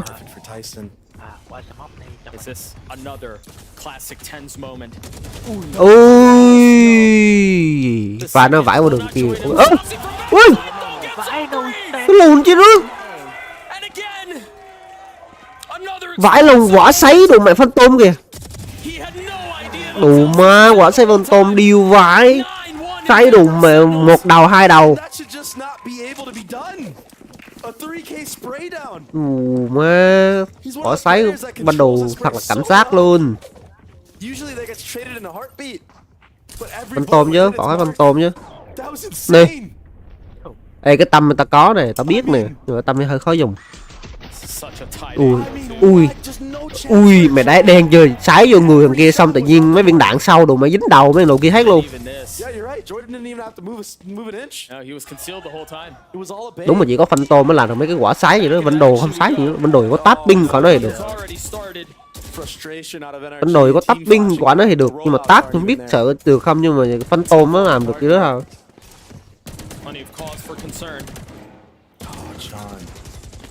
Game nãy khác gì game này khác gì game nãy đâu, kiểu có yếu là mình đổ bay thôi. Trâu gì dễ sợ đi. The roster who has plenty of experience and was only joined by more experience. Now left head scratching and looking for answers. And normally, Dre, we would look towards Demon One to be the one, to be the spark, to be the catalyst, right? To get things going again. Yeah. But the truth is, aside from a couple of small moments this series, that he hasn't been that guy. Yeah. Đồ nghe tiếng thì móc là You know what the crazy thing is, he's still playing. Bộ lưỡi quất nhiều lắm. Just not to the standard that Timing này bao 8-40 giây là nó vô chứ. Nói chung là cứ khoảng 40 là bắt đầu học phải vô xa rồi, mới giờ nó mới đủ làm được mọi thứ. Tao xong rồi. Trâu rồi. Trâu quá rồi. Trâu đi cho một vòng, cho một sải rồi. Flash cái đi qua này. Canh này. Nhưng mà không được, yếu sống quá. Ơi. Anh, em tưởng anh làm highlight này chứ, một viên đỉnh đó. Ê, fan em ạ. Ui, không, đồ mà fan em anh vãi như đó được kìa. Thầy ơi, em vừa làm quả chuỗi 5 trận thua liên tiếp.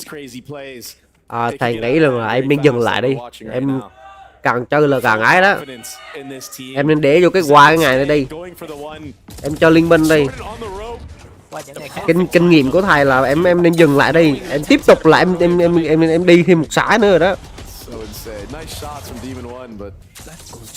Cái thằng mà hay mày thua là có tâm lý là gỡ.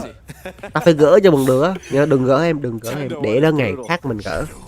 Dừng lại là cả chiến thắng, được chưa? Dừng lại đây, đừng bắn nữa. Just gone through this barren wasteland of an attack side on split. Đúng rồi. Cuối tuần mình hơi nhiều gọi là cuối tuần nên là hơi nhiều hơi nhiều gọi là những dữ thần xuất hiện nên là hay làm mất chuỗi lắm nha. Đấy. Up your fear. Công này nhưng mà vô được tới đây thôi à, vô được tới đây thì không ngon nghe, bay được vô tới đây thì không ngon nghe, bay vô sai thì đẹp. Hai ê Viper quay sau lưng trời ơi, sau lưng đâu ai kia đâu mà, lưng đâu ai kia đâu.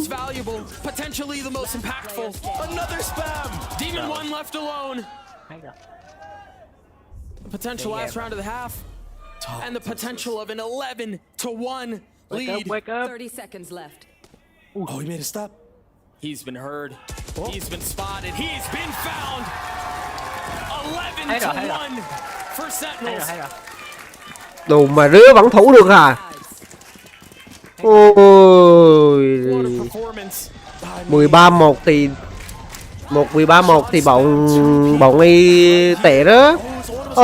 Tao tưởng rứa mà mày rứa mà thua được thì chịu. Ôi. Thì quanh fan này đang đam map thì quanh đóng bắn con chạc nè. Thì ngon. Mày cái màn 360 hạt rồi, nhìn cái động tác của chân chu nha. Quay thôi nhìn thấy chân chu. Thành cầu vuông 5. Yes sir. Cái thằng Vietcombak nữa bro. Bị hố ha, vua về nhầy ha. Ông vua về nhầy ha.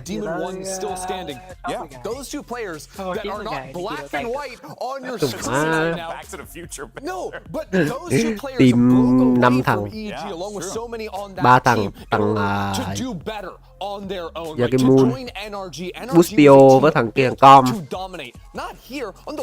thì lấy 2 thằng là từ để lấy thằng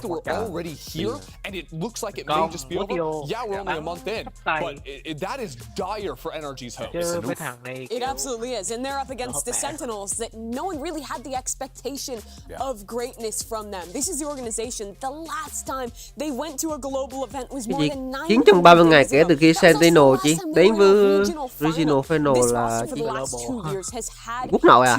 Đấy là chiến trong 2 ngày. Greatness from them. You haven't seen that yet, but now they're just 2 rounds away from their first international event, their first regional title. Nói chung là cũng mấy chục năm rồi đó, mấy năm nữa, tại vì là 3 năm, tại vì lần năm 2021 là năm có Sentinel, từ năm 2021 tới năm 2022 tới đến bây giờ là Sen chưa 3 năm sau 2022 23, bây giờ là Sen mới ái lại, mất 2-3 năm để mà ái.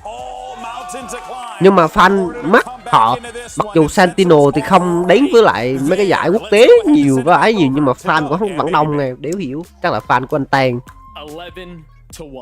hoặc là fan tháng 8 không biết. Không, fan tháng 8 là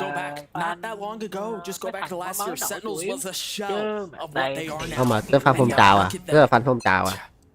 Picking up John QT in the offseason, winning every single offseason tournament that they participated. Ôi, đầu tao nói 11. Thầy nói đấy em tự ái à, tao bắt được một thằng ái à, rào tao bắt thoát được một thằng ái này, tự ái là tao bắt được một thằng này. Không phải fan real mà là fan nái này, rào. And they were so ready for that. They four-man swung him. And honestly, to go back to a little bit more recent, remember at the beginning of this year, this wasn't the roster that they had. It was Pancata who was in the works. Yeah. For them to traverse 11-1 thua round này thôi cút luôn chi nữa. Jordan, Mẹ rao sau bộ kia bay hết súng thì đồ mình có nữa thôi. Nhưng mà mà điền quanh chết rồi. Điền quanh lắm gì chết rồi. Mà chết cái chỗ gì? À chắc là đẩy ra. Flirting with changing the landscape of North American Valorant. I mean, this is going to mean so much to them if they Điền win quanh this tham pistol. sai à? You know they're going to be Ai. popping off on all Ui! cylinders. Còn mẹ nó toàn quỷ flick. Ui! Does he go for more? Ba cái đầu. Mẹ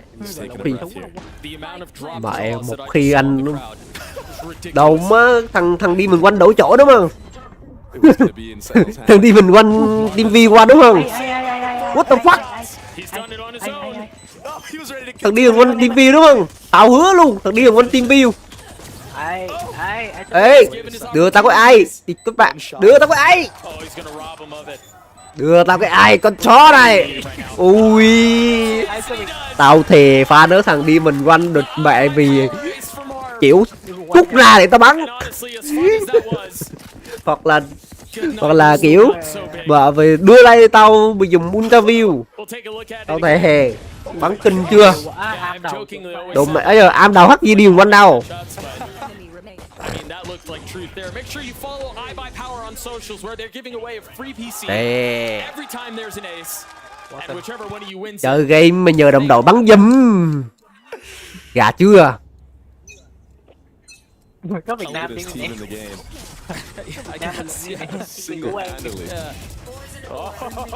anh phân phát cho mọi người biết nhá, cái ông vừa ai vừa đầu chính là người Việt nha. Người Việt.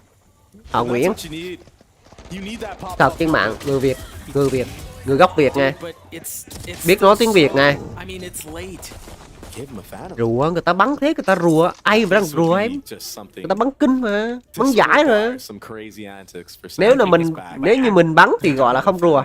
À là mình bắn như rứa ở trong máy thì mình gọi mình gọi đó là rùa. Kỹ năng mình biết. Còn họ vô rất chuyên nghiệp rồi. Không rùa được. Họ không, nhà họ không cần hồ gươm. Nên là chắc chắn là không có rùa. Có nhiều team. I mean, you do have a lot of room to play with. Go for it, but Cái đi. Đéo gì đây? Khè, anh flash. Anh vứt súng. Diệt tiêu súng đầu bạn, xong flash.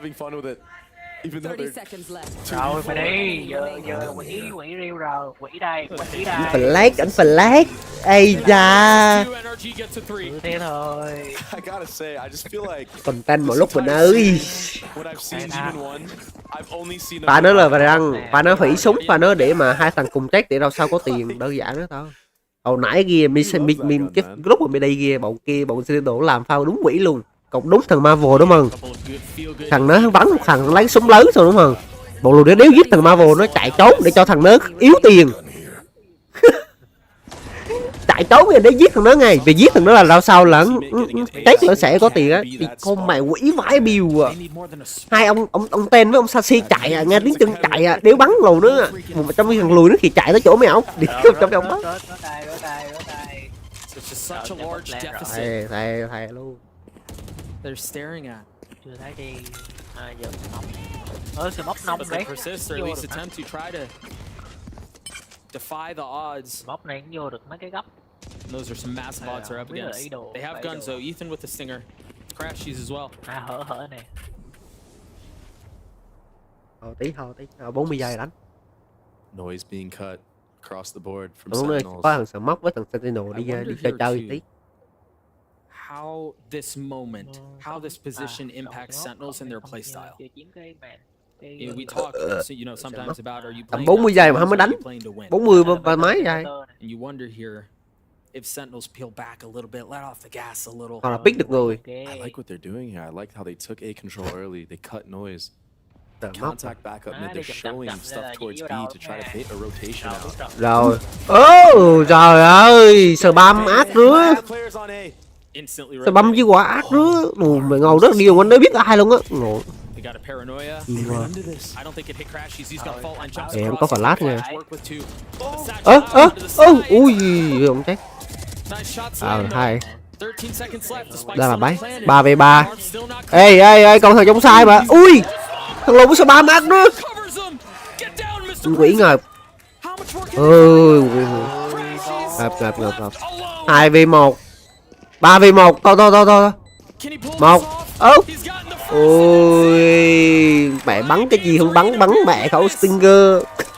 Stinger mà cầm cái phanh đồ, phanh tôm bắn cái chi cha.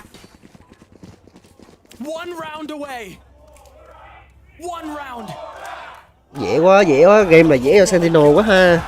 Một vé Madrid cộng một vé Madrid.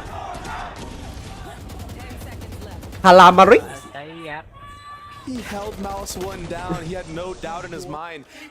Không có chiều sau. Đúng rồi. Chắc mấy cái sao trước kiểu bài sống xong vẫn thua nên là yếu tiền này nữa. Mà ai đó mở dùm cái bài Hala Madrid của Real Madrid cho team fan Sentinel nghe. Hala Madrid.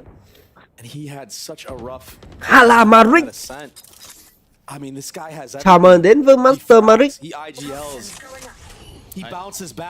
Tức là đại diện Bắc Mỹ sẽ có Lao với lại ấy rồi á. Thôi nói trước luôn đi mẹ, không lẽ giờ 12-3 người ta mạng lời quyền 12-3 người ta bắt. Không có đâu. Đây mà đăng sai cho xin một like với một lượt đăng ký ủng hộ tôi anh em nhá. Cảm ơn em rất là nhiều.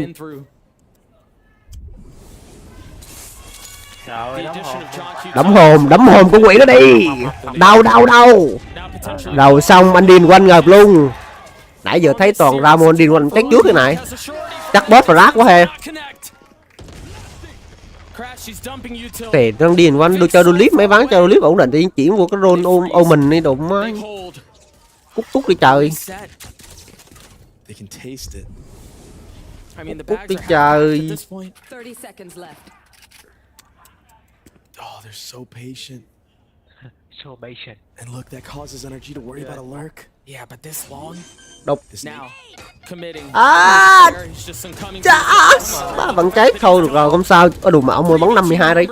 Chiến thắng nào cũng phải có sự hy sinh. 3v2 à? Có kìa các bạn. Ê, thằng kia làm một rồi.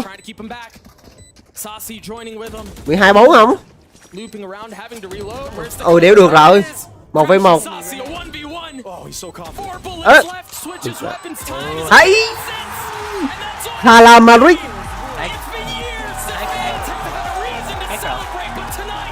Vâng, chúng ta sẽ được thấy Sentinel đến với giải quốc tế, đến với Master Madrid. Ai đến mở bài Hala Madrid.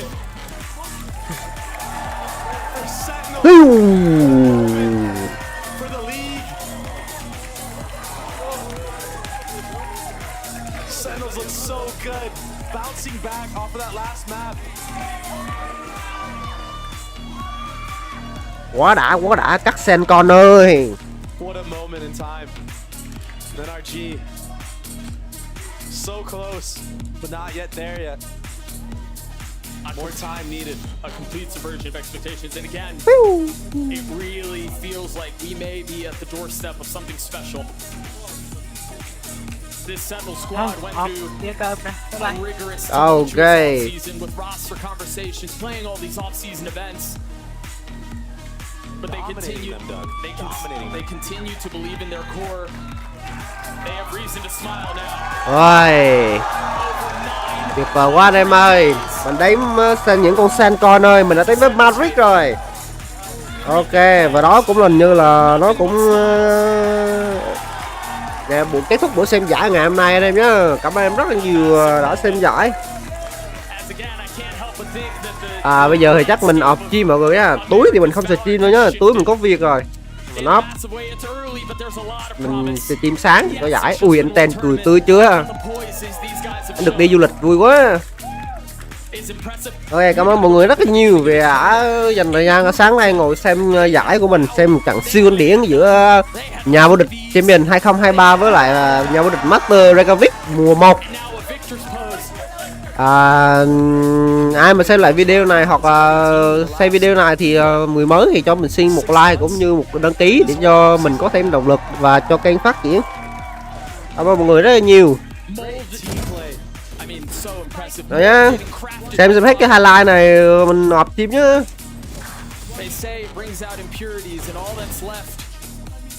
Ok, ăn cơm trưa đây em, đi ăn cơm đi, ăn cơm với chua rồi. What a birthday gift too, huh? Unbelievable. Results is yes for Ethan. Anten à. 18 and 7 for John to close that out. It's crazy. And honestly, it was crazy. To continue to roll back the tapes a little bit, there were a lot of questions about, well, is John the guy? Is John the guy? Is he the one who's going to be able to change the tides for Sentinels? What a moment. He is. He's the truth. John is the truth. Him and Kaplan have an unknown chemistry, or maybe a known one for those of you that watched Challengers when Ghost was around. Yeah. But now they're back together in full force.